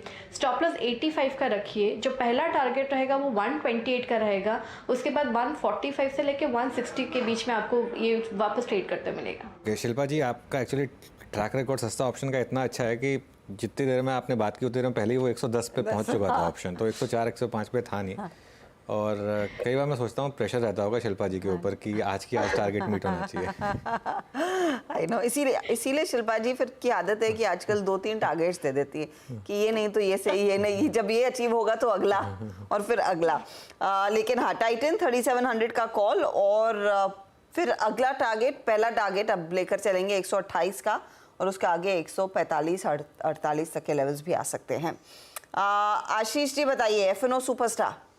जी, एफएनओ सुपरस्टार के तौर पे आइशर मोटर्स देना चाहूंगा। एक्चुअली बजाज ऑटो का मूव बहुत स्ट्रांग बना हुआ है, बट उसे अब चेज करना इन लेवल्स पे डिफिकल्ट हो गया है, 3.5% का मूव। लेकिन पूरे टू व्हीलर स्पेस में जिस हिसाब से बाइंग बनी हुई है काफी इंप्रेसिव है। टीवीएस और आइशर में भी बहुत अच्छा सा मोमेंटम बना हुआ है।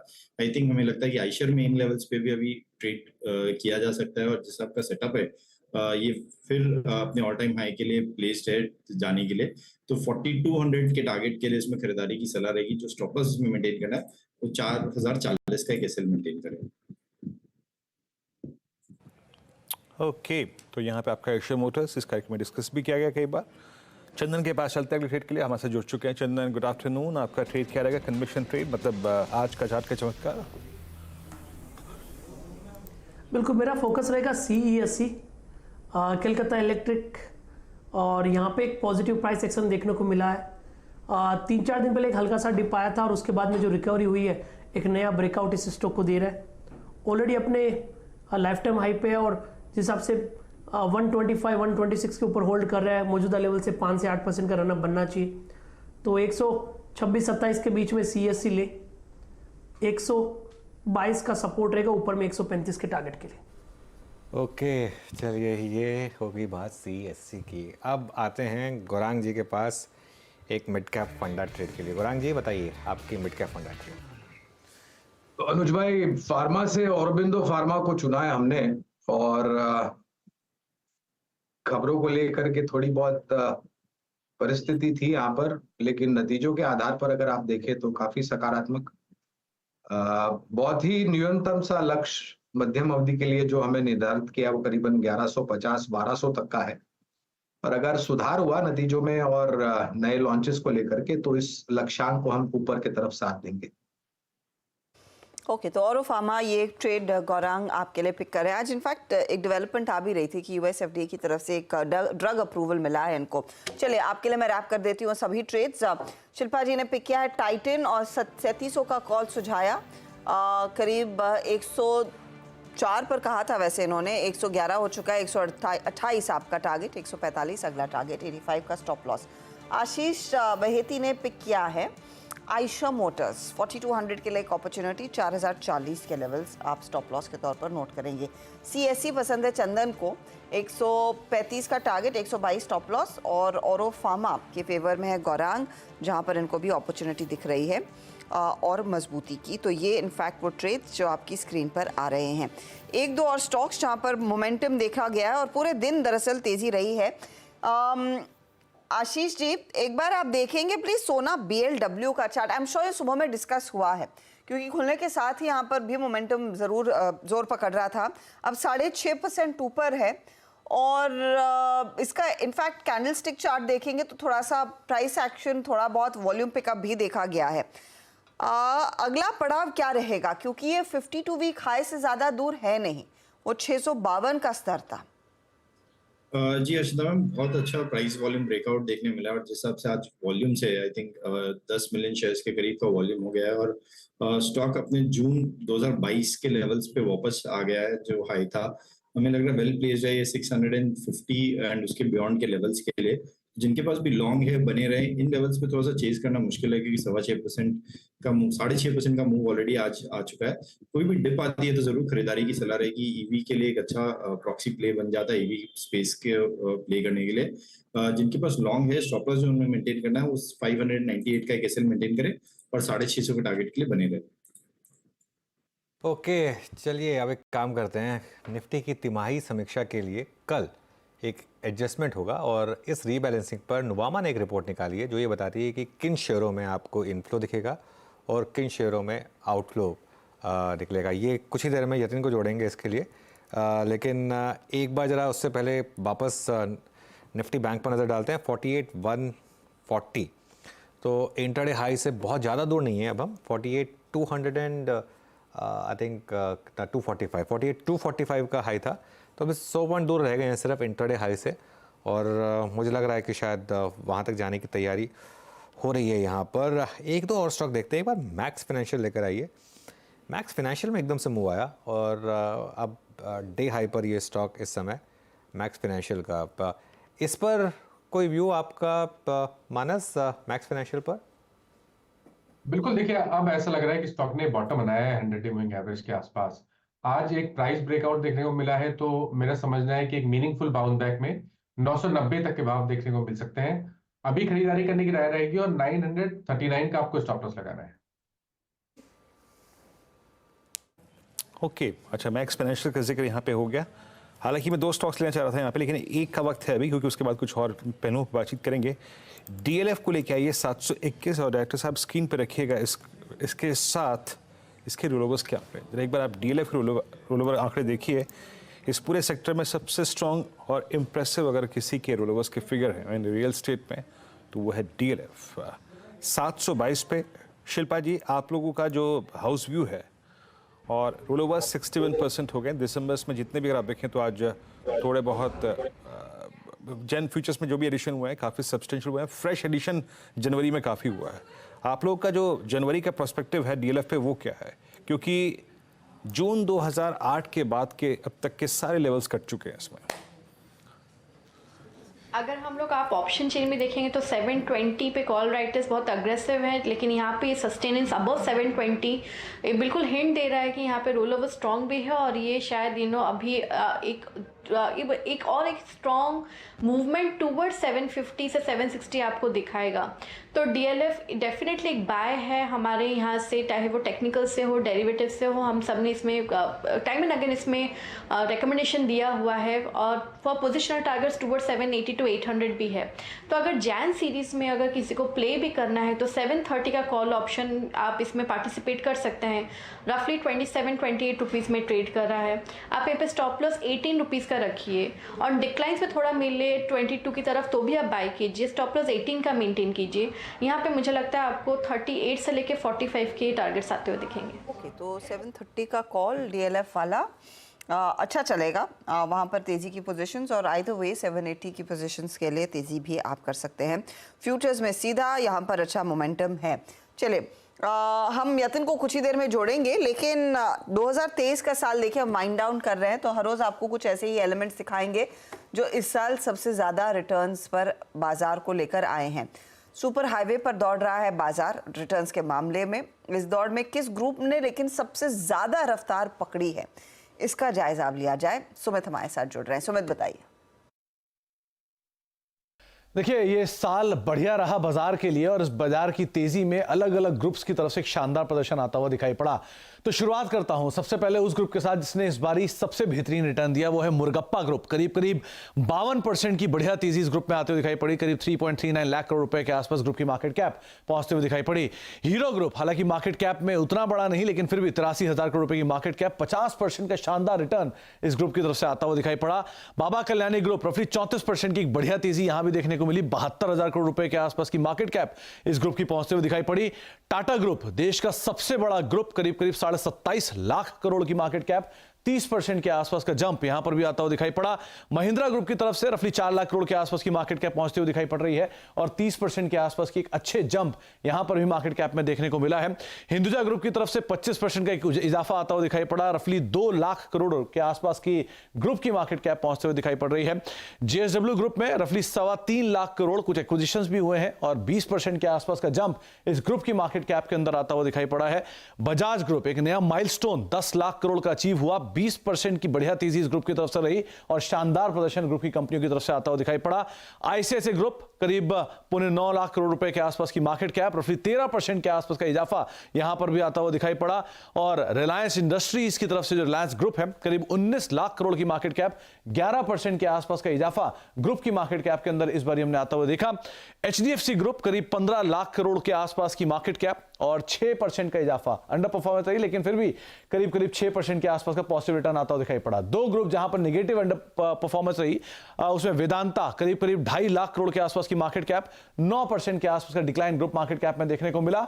और अदानी समूह करीब 15 लाख करोड़ की मार्केट कैप, 28% के आसपास का डिक्लाइन इस साल में देखने को मिला। लेकिन इस साल का सबसे बड़ा जो सरप्राइज और आउट परफॉर्मेंस रही है अगर उस ग्रुप की बात की जाए तो वो है प्रेसिडेंट ऑफ इंडिया, यानी कि सरकारी कंपनियों में जो प्रेसिडेंट ऑफ इंडिया की हिस्सेदारी है वहां पर करीब करीब 48% के आसपास का जंप, रफली 33.5 लाख करोड़ इसकी वैल्यू पहुंचते हुए दिखाई पड़ी। तो एक आउट परफॉर्मेंस पीएसयूज की तरफ से और इस बार के बड़े पावर हाउस में उनका नाम शुमार होता हुआ दिखाई पड़ा। ओके सुमित, बिल्कुल 2023 पीएसयूज के नाम रहा और actually across the board buying हुई है। ये साल अच्छी नोट पर खत्म भी हो रहा है। हमने ऑल टाइम हाई हिट किया, निफ्टी में 16% के रिटर्न्स मिले, बैंक निफ्टी में डबल डिजिट रिटर्न्स रहे, लेकिन उससे ज़्यादा रिटर्न्स रहे एक्चुअली मिड और स्मॉल कैप में। अगर आप साल दर साल रिटर्न्स देखेंगे तो मिड कैप में इस साल आपको देखने को मिले 45% रिटर्न्स, जी हाँ इंडेक्स में 45% रिटर्न्स मिड कैप इंडेक्स में, और स्मॉल कैप इंडेक्स में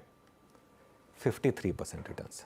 जी हाँ, ये इस लेवल के रिटर्न्स आप क्लियर हैं। ये देखिए स्क्रीन पर, सिर्फ इंडेक्स में, मतलब आपने अगर कुछ नहीं किया होता, सिर्फ इंडेक्स को मैप कर लिया होता, इंडेक्स फंड में डाल लिया होता तो इतना पैसा बना होता। इंडिविजुअल स्टॉक्स की तो खैर बात अलग ही है।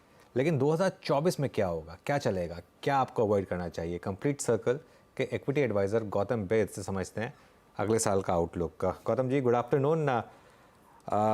Actually all time high market जब लगातार लगाता है तो कई बार गलती करने की वो प्रोपेंसिटी भी बढ़ जाती है। इस समय जब हम 2024 में एंटर कर रहे हैं, आपकी क्या एडवाइस होगी रिटेल इन्वेस्टर्स को, स्पेशली जिन्होंने इतना पैसा बनाया है इस साल? अनुज, आपको, आपकी टीम को और सीएनबीसी आवाज के सारे दर्शकों को आने वाली नई साल की खूब शुभकामनाएं। ये बहुत इंपॉर्टेंट सवाल आपने पूछा है कि निवेशकों को क्या ध्यान रखना चाहिए as we enter into the new year.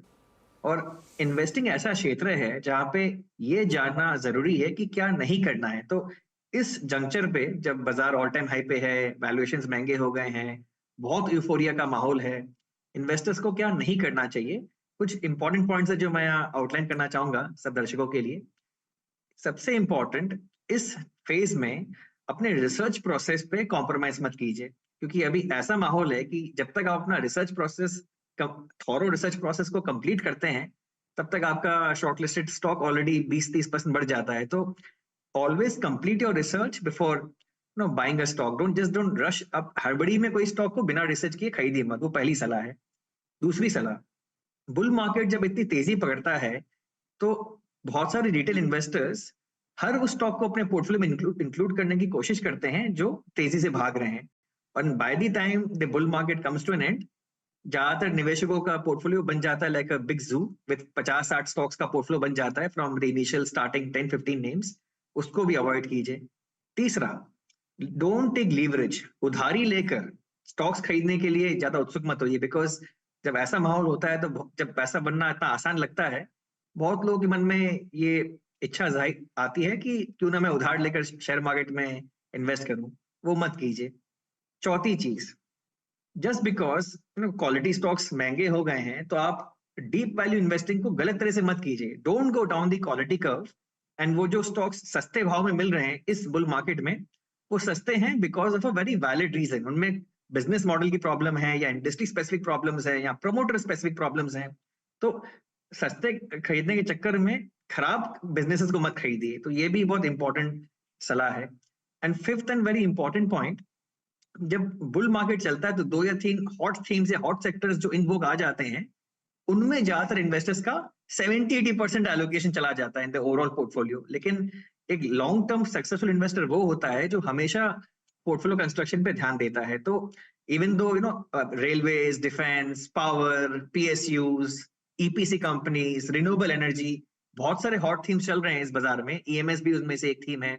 लेकिन अगर आपको इन थीम्स में इन्वेस्ट करना है बेशक कीजिए, लेकिन एलोकेशन पे ध्यान देना बहुत ज्यादा जरूरी है in the overall portfolio construct. So ये 5 इंपॉर्टेंट पीसेस ऑफ एडवाइस है for all investors as we enter the new year. चलिए, ये शानदार नोट पर आपने शुरुआत की इस इंटरव्यू की। अब ये बताइए कि 2024 में फिर कहाँ आपके हिसाब से पैसा बनेगा? ऑब्वियसली आप एक लॉन्ग टर्म इन्वेस्टर के हिसाब से सोचते होंगे, लेकिन क्या थीम्स इस समय अच्छी लग रही हैं आपको? अनुज जी, हर बुल मार्केट का कोई एक नया सेक्टर लीडर होता है, और अगर आपको महंगे वैल्यूएशन में कोई भी स्टॉक खरीदना है इस मार्केट में, तो आपको ये जरूर इंश्योर करना जरूरी है कि उसमें अर्निंग्स ग्रोथ बहुत तेजी से आए। So electronic manufacturing services EMS क्षेत्र में जो कंपनीज लिस्टेड हैं, उनमें से एक कंपनी में हम अपने पीएमएस में इन्वेस्टेड भी हैं, सिरमा एसजीएस टेक्नोलॉजी। एंड यहाँ पे बिकॉज अर्निंग्स ग्रोथ बहुत फास्ट स्पीड में आएगी, इसलिए यहाँ पे आई थिंक जो एक्सपेंसिव वैल्यूएशंस हैं आज के दिन, वो भी आई थिंक सस्टेन कर जाएंगे। अगर आपको लोअर वैल्यूएशन में इस मार्केट में कोई चीजें ढूंढनी है जो अच्छे क्वालिटी के भी हैं, तो large private sector banks, private sector banks में अभी भी वैल्यूएशन रीजनेबल हैं, बहुत ज्यादा महंगे नहीं हैं। वो इसलिए क्योंकि इस साल एफआईज ने बहुत जम के पैसा लगाया नहीं इंडियन शेयर मार्केट में, और ये बैंकिंग सिस्टम के जो स्टॉक्स होते हैं, स्पेशली द लार्ज कैप्स, वो तभी बहुत अच्छा प्रदर्शन करते हैं जब एफआई इनफ्लोज काफी स्ट्रांग हो। तो अब जो आने वाला साल है, क्योंकि अमेरिका में इंटरेस्ट रेट कट्स अब शुरू होने वाले हैं, तो अभी एफआईएस का काफी बड़ा इनफ्लो अगले साल हम एक्सपेक्ट कर रहे हैं इंडियन मार्केट में, और बैंकिंग स्टॉक्स को उसका खूब फायदा मिलना चाहिए। आईटी सर्विसेज में अभी भी थोड़ा डाउट है हमें कि अर्निंग्स ग्रोथ अच्छी आ पाएगी, क्योंकि ये जो हायर इंटरेस्ट रेट थे अमेरिका में, उनका लैग इफेक्ट अब जब 2024 में विजिबल हो जाएगा, तो उस समय वेस्टर्न इकोनॉमीज में स्लो डाउन आएंगी, उसका negative impact Indian IT companies पे भी पड़ेगा। तो आईटी कंपनीज के वैल्यूएशंस आर रीजनेबल, बट उसमें ग्रोथ की प्रॉब्लम है। लेकिन लार्ज प्राइवेट सेक्टर बैंक्स में वैल्यूएशंस भी रीजनेबल हैं, ग्रोथ प्रोस्पेक्ट्स भी अच्छे हैं, एंड मैनेजमेंट गाइडेंस भी काफी अच्छी है, तो वहां पे आई थिंक अच्छा पैसा बन सकता है 2024 में। ओके, अच्छा हर्षदा, देखिए मार्केट अब वापस ऑल टाइम हाई पर, किस तेज़ी से आया है ऑल टाइम हाई पर एकदम से। जो हम बात कर रहे थे कि इस बार अगर 21,600 क्रॉस करेगा फिर नहीं रुकेगा। हाँ। 21,635, और वो इस तेज़ी से बैंक निफ्टी भी 48,240 पर वापस, और अब ये रुकने के मूड में नहीं है। और अगर आपने शॉर्ट किया है, all the best to you, क्योंकि कल आपको स्क्रीन पर 21,750 भी दिख सकता है, 21,750 से 21,800 भी दिख सकता है कल स्क्रीन पर। ये एक अलग टाइप की मार्केट है। इसमें आप ये ना सोचें कि यहाँ पे इतना आरएसआई कम या ज़्यादा हो गया या विक्स बढ़ गया। ये जैसे मैं कह रहा हूँ, एकमात्र जो आपको देखना है ना, वो है मार्केट का प्राइस एक्शन। बाकी सब चीज़ें भूल जाइए ना, निफ्टी अपने आप आपको बता देगा कि निकलना है या नहीं निकलना है। अभी तो ये तैयार है, और फ्रेश एक्सपेंशन के लिए अगला टारगेट 21,800। एक बड़ी और बढ़िया तेजी स्क्रीन पर आपकी साफ आती हुई 48,257 के लेवल्स अब आपकी स्क्रीन पर आ चुके हैं। तो हर टिक के साथ दरअसल दोनों निफ्टी बैंक अपनी ऊंचाई को और भी ऊपर लेकर जा रहे हैं, नए शिखर चूमते हुए। गौतम, आपने इनफैक्ट ये मनी फ्लो की बात की। मनी फ्लो पहले अगर भारत में आएगा, वो एफआई का पैसा जब भी वो रेट कट्स शुरू हों, और उससे पहले भी आ जाए तो इवन बेटर, कहाँ पर सबसे ज़्यादा कमिट होगा? क्योंकि आई थिंक 2-3 हफ्ते पहले, स्पेशली जब वो इलेक्शन रिजल्ट्स आए थे, सब लोगों ने बड़े कन्विक्शन के साथ कहा था कि कैपिटल गुड्स या इंजीनियरिंग वाली थीम, कैपेक्स साइकिल वाली थीम, या फिर आपके फाइनेंशियल्स। इस समय दोनों पॉकेट्स में तगड़ी तेजी बन गई है। वैल्यूएशन के तौर पर कहाँ पर आपको लग रहा है ये बड़े इंस्टीट्यूशन ज़्यादा पैसा कमिट करते हुए दिखाई देंगे, जहाँ शायद अर्निंग्स विजिबिलिटी और मजबूत हो रही है? जी, तो एफआईएस के 3 favourite sectors to invest in India होते हैं, consumer, IT and financials. And consumer companies में भी ग्रोथ स्लो डाउन है, क्योंकि रूरल इकोनॉमी अभी भी पूरी तरह से रिकवर की नहीं है, वहां पे एफआईएस का रुझान कम होगा। आईटी सर्विसेज में क्योंकि वेस्टर्न इकोनॉमीज में स्लो डाउन आने की उम्मीद है, तो वहां पे भी ज्यादा ग्रोथ नहीं आएगी, तो वहां पे भी एफआईएस का रुझान कम होगा। लेकिन सबसे बड़ा पैसा मेरे इन माय व्यू आएगा फाइनेंशियल्स में, स्पेशली प्राइवेट सेक्टर बैंक्स में। एंड ये जो फाइनेंशियलाइजेशन ऑफ सेविंग्स की जो थीम है इंडिया में, ये भी एफआई का एक एमर्जिंग हॉट फेवरेट बन रहा है। तो यहाँ पे जो लिस्टेड वेल्थ मैनेजमेंट कंपनीज हैं या जो म्यूचुअल फंड डिस्ट्रीब्यूटर कंपनीज हैं, उनमें भी एफआईएस का अच्छा खासा पैसा आना चाहिए। इंश्योरेंस इंडस्ट्री में because of the announcements made in the last few years budgets, काफी नेगेटिव इंपैक्ट आया है इंश्योरेंस इंडस्ट्री पे, तो इसलिए वहां पे भी ग्रोथ की चैलेंज है। तो I think within financials, private sector banks, आपके mutual fund distributors, listed wealth management companies, इनमें अच्छा खासा इन्फ्लो आना चाहिए एफआईएस का। ओके, गौतम जी, जैसे कि आपने कहा कि बुल मार्केट में हम लगातार क्रमबद्ध तरीके से अपने पोर्टफोलियो में स्टॉक्स जोड़ते चले जाते हैं, फिर उनकी बहुतायत हो जाती है। लेकिन एक प्रोसेस और कंटिन्यू करती है, वो ये है कि कुछ ऐसे स्पेस को, स्टॉक्स को ढूंढना जहाँ पे डिफरेंशियल बहुत ज़्यादा परसिस्ट करता है वर्सेस प्रीवियस हाई। ऐसे में हमारे दिमाग में एक दो सेक्टर, एक दो स्पेस, एक दो स्टॉक्स आ रहे हैं, जैसे कि केमिकल्स, जिसमें अभी ताज़ा तरीन मूव्स शुरू हुआ है CY22 के स्विंग से, जो कि काफ़ी ट्रिम हो चुके थे वो। और दूसरा है वाइट गुड सेगमेंट में stocks like Havells, stocks like Voltas. इन दो स्पेस में एडिशन की गुंजाइश आपको कहाँ नजर आ रही है? दोनों ही सेक्टर्स में अच्छे खासे अर्निंग्स ग्रोथ प्रोस्पेक्ट आने चाहिए। आपने वाइट गुड सेक्टर का बात किया, यहाँ पे भी हमारे डिजिटल कंपाउंडर्स PMS में हमारे पास पॉलीकैब है जो केबल्स एंड वायर्स में मार्केट लीडर है। एंड बेसिकली इस थीम पे हम लोग काफी बुलिश हैं on the building materials theme and the domestic capital goods and home improvement theme. तो आई थिंक इस पर्टिकुलर क्षेत्र में भी काफी अच्छी अर्निंग्स ग्रोथ प्रोस्पेक्ट्स आएगी। आपने केमिकल्स का जिक्र किया, चाइना से जो हैवी डंपिंग चल रही थी पिछले एक साल से, now that is coming to an end. तो अब आप देखेंगे ऑलरेडी स्टॉक प्राइस एक्शन में बहुत विजिबल है कि the sector is bottomed out. And आज जिस पिछले 24 घंटे में ही Aarti Industries which is a leading specialty chemicals company, उन्होंने 3,000 करोड़ का एक लॉन्ग टर्म कॉन्ट्रैक्ट अनाउंस किया है with the global agrochemical company.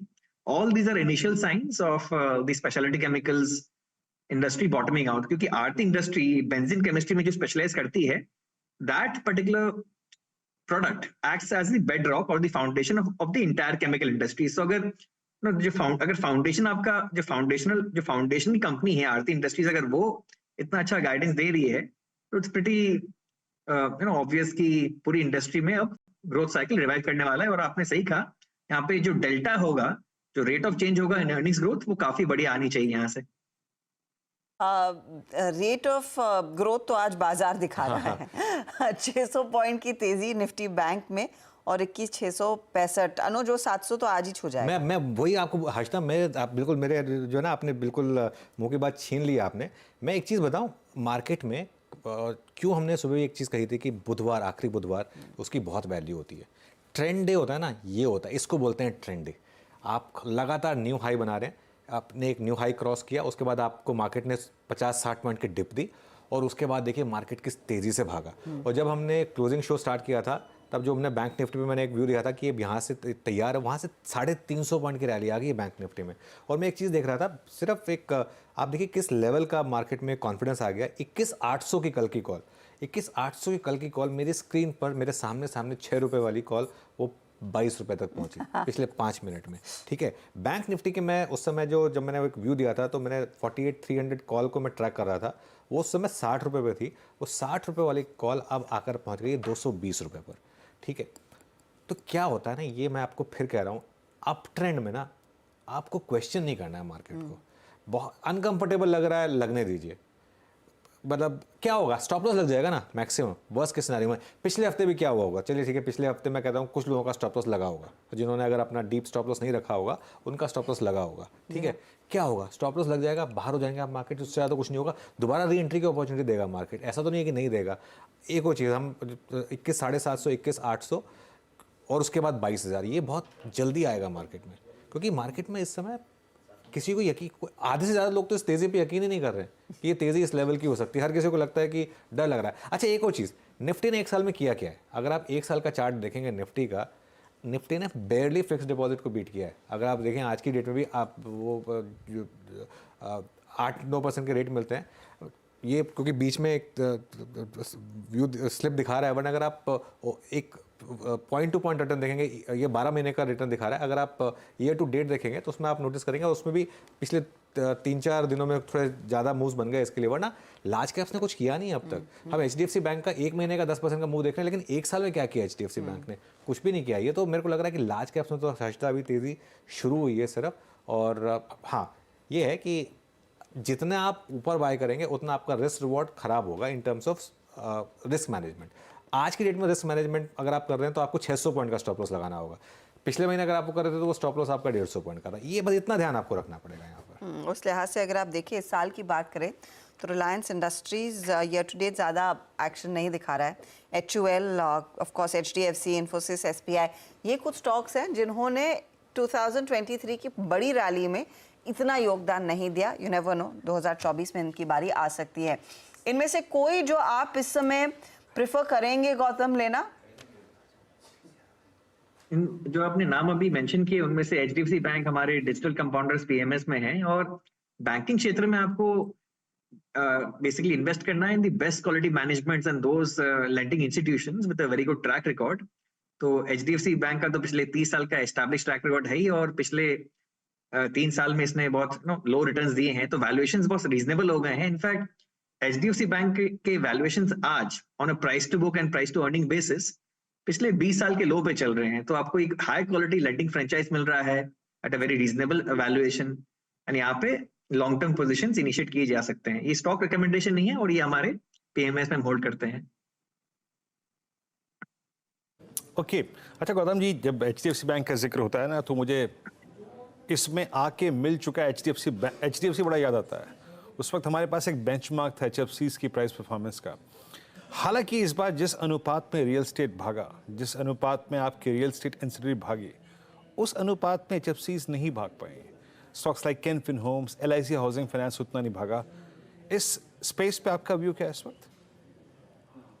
ये बात आपने सही बोली कि Can Fin Homes and LIC housing finance ने ज्यादा अच्छा प्रदर्शन दिया नहीं इस साल, लेकिन certain listed companies in the HFC space have done pretty well इस साल। इनफैक्ट हमारे स्टेलर वेल्थ पीएमएस में हम 5 स्टार बिजनेस फाइनेंस होल्ड करते हैं, और वो कंपनी एसएमईज को लोन देती है और उनसे उनका रेजिडेंशियल प्रॉपर्टी एज कोलैटरल रखती है। तो it's a kind of a quasi HFC company only, और उसमें ग्रोथ रेट बहुत फास्ट आ रही है, और मैनेजमेंट ने इस एनवायरनमेंट में भी अपना ग्रोथ गाइडेंस को अपग्रेड किया है from 30% to 35% for the next few years. तो हमें उन मैनेजमेंट्स को बैक करना है इस स्पेस में जो अपने गाइडेंस को सिर्फ मेंटेन नहीं, अपने गाइडेंस को बीट कर रहे हैं और अपने गाइडेंस को अपग्रेड और अपवर्ड रिवीजन भी कर रहे हैं। तो इसलिए हम इस बिजनेस पे काफी बुलिश हैं। तो आपको बेसिकली स्टॉक स्पेसिफिक होना बहुत जरूरी है इस पूरे एचएफसी स्पेस में। बिल्कुल गौतम, बहुत बहुत शुक्रिया आज हमारे साथ जुड़ने के लिए, और इस मोमेंटस डे पर हमसे बात करने के लिए। आपको 2024 के लिए एक बार फिर से शुभकामनाएं। शुक्रिया। ओके 21/7 से तो मुझे लग रहा है आज ही लगा देगा आज तक, और कल के गैप अप की जरूरत नहीं है। पूरी तैयारी। हाँ पूरी तैयारी है, और 48,325 बैंक निफ्टी पर सब ठीक है। वैसे बॉर्डर फिल्म में एक डायलॉग था ना, बाकी सब ठीक है, वो मुझे किसी और कॉन्टेक्स्ट में याद आ रहा है आज, लेकिन ठीक है। वैसे मार्केट में आज वाकई में सब कुछ ठीक है, और 600 पॉइंट बैंक निफ्टी ऊपर 48,300 पर। और अब कल की तैयारी करते हैं, तो पहले तो डीलिंग रूम से जो यतिन को फीडबैक मिल रहा है वो जानते हैं, उसके बाद यतिन से एक और विषय पर भी बात करनी है। Yatin good afternoon. Good afternoon. जहाँ तक कि डीलिंग रूम्स का सवाल है, अगर हम देखें तो क्लियरली एक ज़बरदस्त तेज़ी का माहौल दिखाई पड़ रहा है। सीमेंट स्टॉक्स में आज तेज़ी है ऐसे भी, लेकिन अंबुजा सीमेंट्स में डीलर्स जो है वो पोजिशनल बाय कॉल की सलाह दे रहे हैं। जनवरी सीरीज़ में खरीदारी कर रहे हैं वो, और उनको लगता है पोजिशनली स्टॉक में 535 से लेकर 545 तक के लक्ष्य आ सकते हैं, और काफ़ी सारी स्ट्रॉन्ग एफआई फ्लोज यहाँ देखने को मिल रही है। रोल ओवर्स भी अच्छे हैं सीमेंट पैक में, खास करके अंबुजा जैसे शेयर्स में। इसके अलावा वोल्टास ये अंडर परफॉर्मर है, लेकिन अच्छी रिकवरी है डोमेस्टिक फंड बाइंग के पीछे, और डीलर्स को यहाँ लगता है कि बीटीएसटी की स्ट्रैटेजी करनी चाहिए। 1010 से लेकर 1020 तक के टारगेट्स वो यहाँ रख रहे हैं। तो दोनों ही वोल्टास और अंबुजा सीमेंट्स पे डीलर्स खरीदारी की सलाह दे रहे हैं। वोल्टास, अंबुजा सीमेंट दोनों में अच्छा खासा मोमेंटम साफ बनता हुआ। इनफैक्ट निफ्टी रीजिक पर मैं आऊंगी अब, क्योंकि मार्केट में अच्छा खासा मोमेंटम है। बीटीएसटी ट्रेड्स भी लेना फटाफट से शुरू करेंगे। गाबा साहब बताइए आपका क्या ट्रेड रहेगा? मेरा ट्रेड रहेगा डाबर। अच्छा बेस बन रहा है डाबर में, ट्रेड कर रहा है 534, बहुत टाइट स्टॉप 530, ज्यादा नहीं। ऑन द अपसाइड टारगेट 540 के नजर आ रहे हैं। डाबर बेस बन रहा है डाबर में। ओके डाबर बेस में। अच्छा मैं एक और चीज़ एड्रेस करना चाह रहा था। निफ्टी का पीसीआर पहुंच गया 1.45 पर। आज जो सुबह हम डिस्कस कर रहे थे हश्ता सेटअप, उसमें हमने एक चीज़ डिस्कस की थी कि अगले 2 दिन में आपको नया हाई बनेगा और पुट कॉल रेशो 1.5 1.6 पर पहुंच जाएगा। कोई दिक्कत नहीं उसमें। उसके बाद एक्सपायरी हो जाएगी, अगले मंथ के ऑप्शंस आ जाएंगे, और इससे फिर नहीं डरना है आपको। इंडिया विक्स, पीसीआर, आरएसआई, इन सब में से किसी से आपको अभी के लिए डरना नहीं है। मार्केट में जब मौका आएगा प्रॉफिट बुक करने का तब हम बात करेंगे उसकी। अभी मौका नहीं है ये, अभी ये बड़ी वाली तेज़ी है। अभी एक बार इसमें आप पार्टिसिपेट करिए और स्टॉप लॉस रखिए अपना ऑब्वियसली। चलिए शिल्पा जी, आपका BTST trade?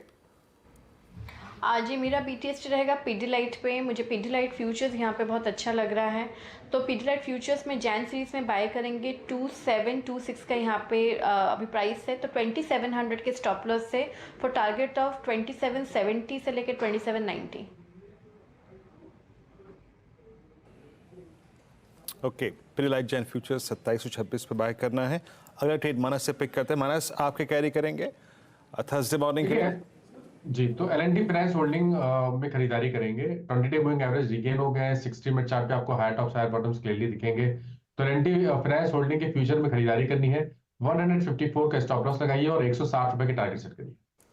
Okay, L&T financial holdings में एक अपॉर्चुनिटी। आशीष भाई, आपका ट्रेड?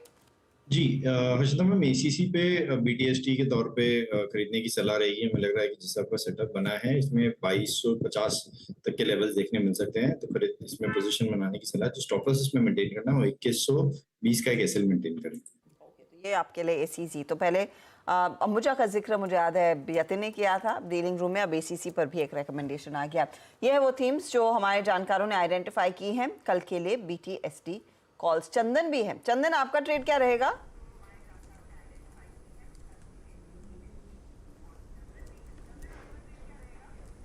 देखिए, बाजार में अच्छी खासी मूवमेंट है और हर डिक्लाइंस पर खरीदारी देखने को मिली। और यहाँ पे जो मेरा ट्रेड सेटअप रहेगा, मेरा रहेगा टाटा कंज्यूमर से। पिछले 4-5 दिनों से हम इस स्टॉक में पॉजिटिव है, कंटिन्यूसली यहाँ पे high top high bottom formation बना रहा है, तो मोमेंटम बरकरार रहेगा। 1000 का सपोर्ट है, ऊपर में 1075 के टारगेट के लिए।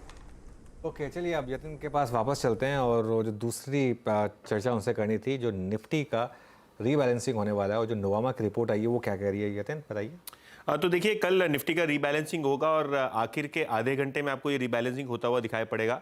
28 दिसंबर है और ये जो नया साल है उसके पहले ये रीबैलेंसिंग होती है। और अगर हम Nifty, CPSC, ETF, Nifty bank की बात करें तो बहुत सारी जगह पे बदलाव है, लेकिन अहम बातें कर लेते हैं क्योंकि यहाँ अगर हम देखें तो Bajaj finance, power grid, ICICI bank और आईडीएफसी फर्स्ट बैंक, ये जो क्यूमुलेटिव टॉप फ्लोज हैं ये आपको दिखाई पड़ रहे हैं। इसके अलावा अगर हम सेल फ्लोज की बात करें तो पूरा का पूरा अदानी ग्रुप थोड़ा बहुत प्रेशर में रह सकता है, क्योंकि यहाँ अगर आप देखें तो करीब 100 से $150 मिलियन की सेलिंग है अदानी एंटरप्राइजेज और अदानी पोर्ट्स के बीच में। तो ये दोनों स्टॉक्स प्रेशर में हो सकते हैं। इसके अलावा एल&टी, एनटीपीसी और टीसीएस, यहाँ 20 से $25 मिलियन की आपको सेलिंग आती हुई दिखाई पड़ सकती है। तो आपके स्क्रीन के ऊपर ये सब चीज़ें हैं जहाँ सेल फ्लोज आपको दिखाई पड़ेंगे। और अदानी एंटरप्राइजेज और अदानी पोर्ट के बीच में, जैसे कि मैंने पहले कहा कि एक अच्छी खासी सेलिंग फ्लो आपको कल के सत्र में आती हुई दिखाई पड़ सकती है। 800 से 900 करोड़ की सेलिंग ये दोनों काउंटर्स में आते हुए दिखाई पड़ सकते हैं। हालांकि अगर हम बात करें Bajaj finance, power grid, ICICI bank, IDFC first bank, तो यहाँ टॉप इनफ्लोज आते हुए दिखाई पड़ेंगे, जहाँ सबसे ज़्यादा आपको पावर ग्रिड और बजाज फाइनेंस, ये दोनों स्टॉक्स में $30 मिलियन यानी 250-300 करोड़ की रीबैलेंसिंग की खरीदारी दिखाई पड़ेगी। ओके, तो ये फिलहाल आपके लिए अपडेट हुआ कि रीबैलेंसिंग की खरीदारी और बिकवाली कहाँ होगी। पावर ग्रिड, बजाज फाइनेंस में ज़्यादा फ्लो आ सकता है। इनफैक्ट बजाज फाइनेंस हाल फिलहाल स्पेशली वो छोटी टिकट लोन्स के चक्कर में थोड़ा सा अंडर परफॉर्म कर रहा था, लेकिन मानस क्या मौका है स्टॉक में फिर पोजीशंस लेने का? तो बजाज फाइनेंस की आपने बात की हर्षिता जी? जी हाँ जी, तो देखिए, बजाज फाइनेंस ने 200 मूविंग एवरेज को टेस्ट किया है, वहां पे थोड़ी रिकवरी देखने को मिली है, बट मेरा समझना है कि अब वापस आपको तभी खरीदारी करनी है जब 7400 के ऊपर बजाज फाइनेंस निकले। और आप ध्यान रखिए, अगर आपके पास लॉन्ग पोजीशन है तो 7150 का स्टॉप लॉस जरूर लगाइए। उसके नीचे फिसला तो कम से कम 250 रुपए का डाउनसाइड आपको और देखने को मिलेगा। जी हाँ, और एक और चीज़, एक बार जरा स्टेट बैंक ऑफ इंडिया लिख आइएगा। स्टेट बैंक ऑफ इंडिया, आशीष भाई, चंदन, इनफैक्ट मैं आपसे पूछूंगा, आज चला है, अच्छा चला है, 8 रुपए के आसपास इसमें स्विंग मिला है 9 रुपए का, बट सही रिएक्शन अभी तक इन कंपैरिजन पैरेलली अगर मैं रखूं इसको स्टेट बैंक ऑफ इंडिया, ये स्टेट बैंक ऑफ इंडिया को बैंक निफ्टी के अगेंस्ट, तो चंदन अभी आपको लगता है कि ये भी 668, 670 की रेंज खुली है? इस पूरे दौर में इसने शॉर्टेस्ट मूविंग एवरेज 10 डेमा को अब तक नहीं वॉलेट किया है, तो वो क्या वो अल्टीमेट वो जो जूस है वो अभी आना बाकी है 668 एसबीआई में?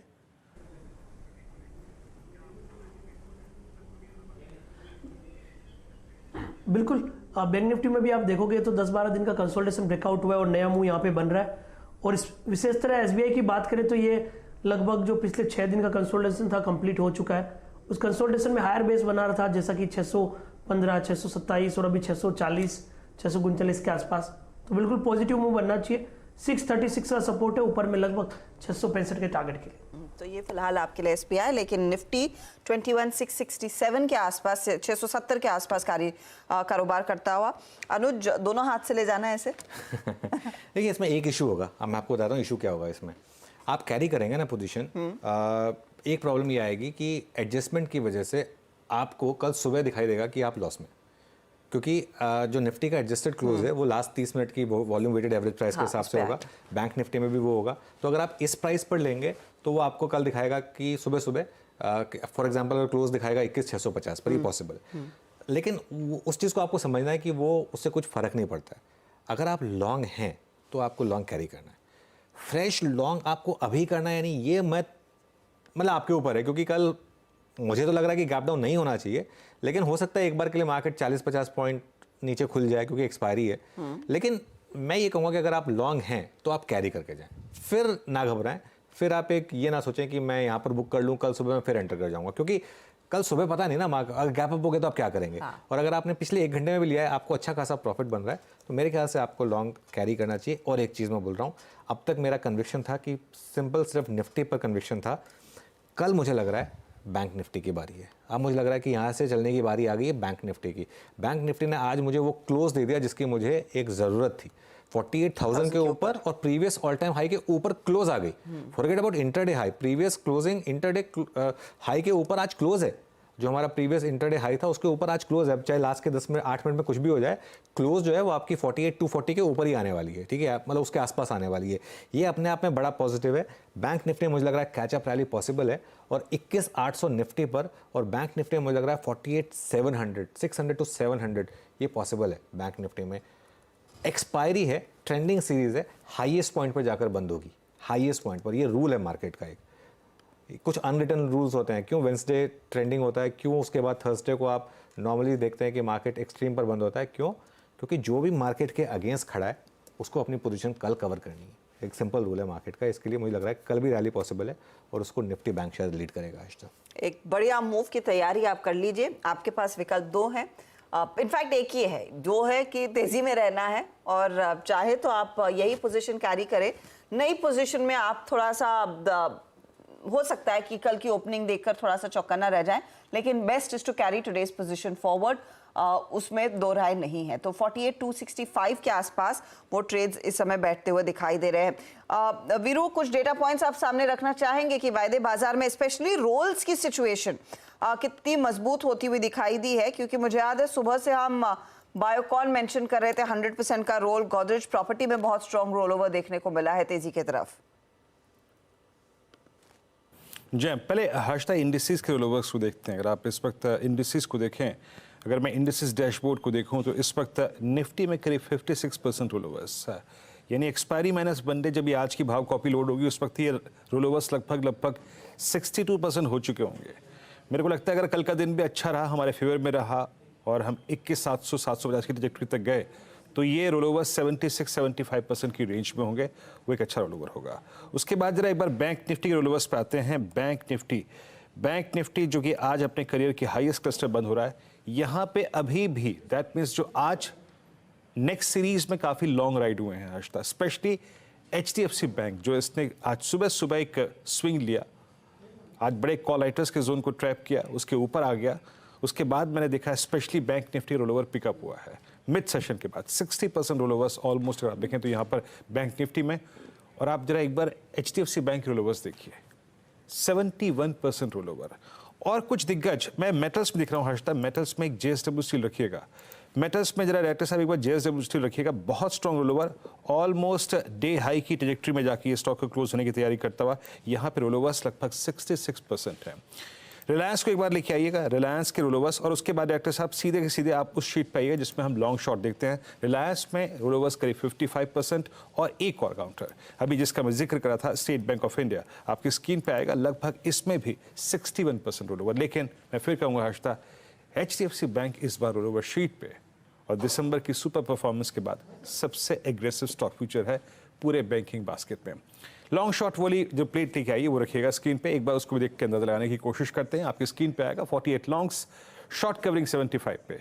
आज बहुत सारे बैंकिंग स्टॉक फ्यूचर्स में शॉर्ट कवरिंग थी, और कल भी थी, आज भी थी। कल कोचक में काफ़ी अच्छी थी, और आज शॉर्ट बिल्डअप लगभग 16 में, और लॉन्ग अनवाइंडिंग करीब 45 में। आज लॉन्ग अनवाइंडिंग के फिगर पे ध्यान मत दीजिएगा, क्योंकि अगर आपने प्रॉफिट्स को बुक किया दिसंबर की सीरीज में, वो भी गिरेंगे कहाँ पे, लॉन्ग अनवाइंडिंग के आंकड़े पे। लेकिन मेटल्स में, सीमेंट में सुबह से बहुत स्ट्रॉन्ग मूव था। टाटा मोटर्स अपने करियर की हाईएस्ट ट्रैजेक्टरी के आसपास फिर क्लोज होता हुआ, लेकिन मेटल्स, सीमेंट और ऑटो, स्पेशली निफ्टी ऑटो में हमने क्लोजिंग के वक्त काफ़ी अच्छा खासा मूव देखा। Short covering UltraTech cement at all time high. PNB में, पीएसयू बैंकिंग बास्केट में जैसे ही कल सुबह निफ्टी बैंक ने 48,000 की ट्रेजेक्ट्री को पार किया, उससे इनफैक्ट कुछ मूवमेंट पहले ही हमने पीएसयू बैंकिंग बास्केट में अच्छी हरकत देखी थी। पीएनबी, बैंक ऑफ बड़ौदा दोनों काउंटर्स में अच्छा मूव रहा।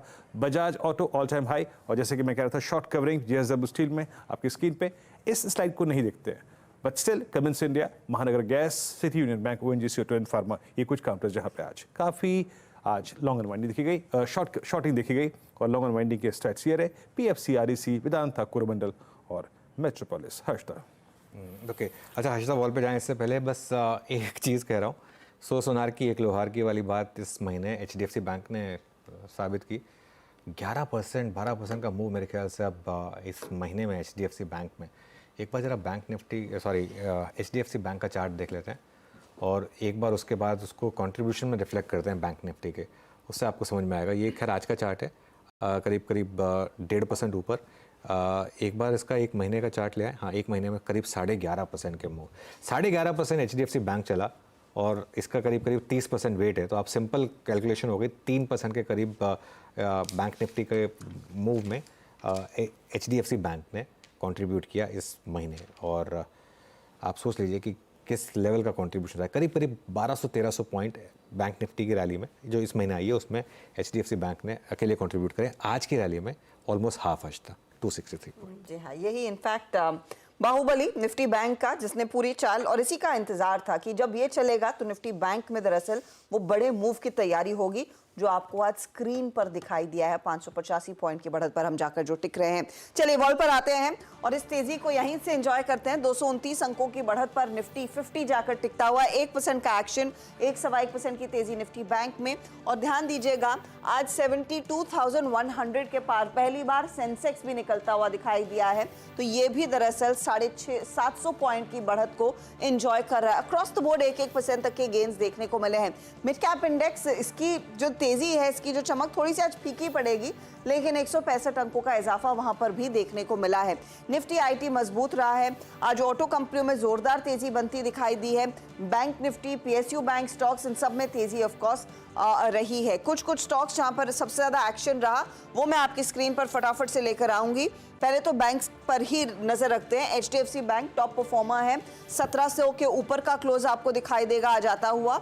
साथ ही साथ आप गौर करिएगा स्टेट बैंक ऑफ इंडिया पर, कोटक महिंद्रा बैंक पर, और जहां एचडीएफसी बैंक चलने लगा, आईसीआईसीआई बैंक थोड़े से बैकफुट पर आया है, लेकिन आज आईसीआईसीआई बैंक में भी खरीदारी देखी गई है। नियरली 1% के गेन्स उधर नजर आए, तो ये आउट परफॉर्मर्स रहे हैं। साथ ही नजर रखिएगा सीमेंट कंपनियों पर। नोमुरा की रिपोर्ट, जहां पर क्लियरली उन्होंने कहा है कि अब यहां से आगे वॉल्यूम्स में पिकअप रहेगा, प्राइसिंग कंपनियों के फेवर में रहेगी। पिछले डेकेड के परफॉर्मेंस को भी बीट करने वाला है ये पूरा सेक्टर। 4.5% का इजाफा अल्ट्राटेक में, रैमको 3% ऊपर, एसीसी, अंबुजा जैसे काउंटर्स, दालमिया भारत जैसे काउंटर्स, एक लिस्ट में इन सब काउंटर्स में अच्छी खासी तेजी बनती दिखाई दी है। ऑटो स्टॉक्स देखिए, टाटा मोटर्स आज का आउट परफॉर्मर है। आयशर, बजाज ऑटो का हम जिक्र कर रहे थे। एमएनएम जैसे काउंटर्स में हाई वॉल्यूम्स के साथ 2-3% के गेन्स इधर देखे गए हैं। तो ये वो स्टॉक्स है जहां पर जोरदार तेजी देखने को मिली है। और बेल पर हम 21,647 के लेवल्स पर निफ्टी को छोड़ जा रहे हैं, करीब 206 अंकों का इजाफा। और निफ्टी बैंक 48,264, दूसरा सत्र जहां पर निफ्टी बैंक फाइनली 48,000 के ऊपर टिक पाने में कामयाब रहा है। तो 8th टाइम लकी आप कह सकते हैं, क्योंकि 7 अटेम्प्ट्स इसने किए थे 48,000 के पार निकलने के।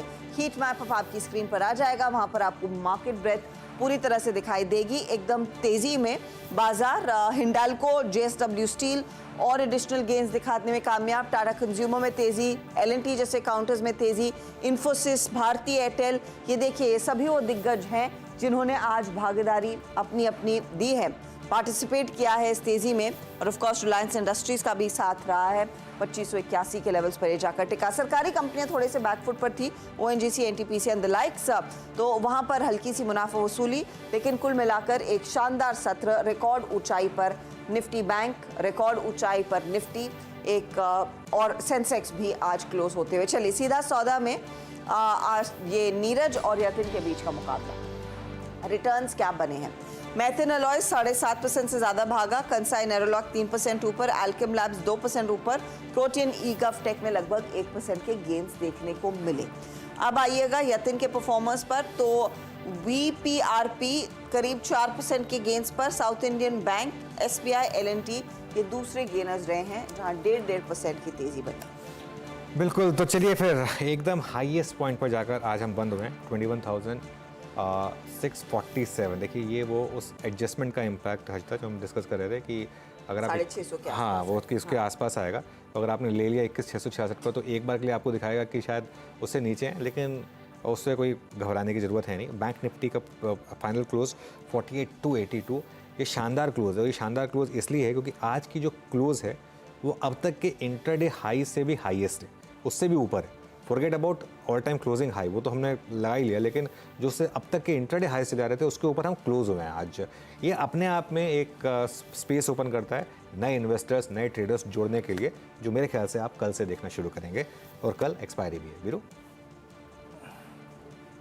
जी हाँ, तो कल फिर मुलाकात होगी हमारी साल की आखिरी एक्सपायरी 7 बजे मॉर्निंग कॉल, 8 बजे मुनाफे की तैयारी।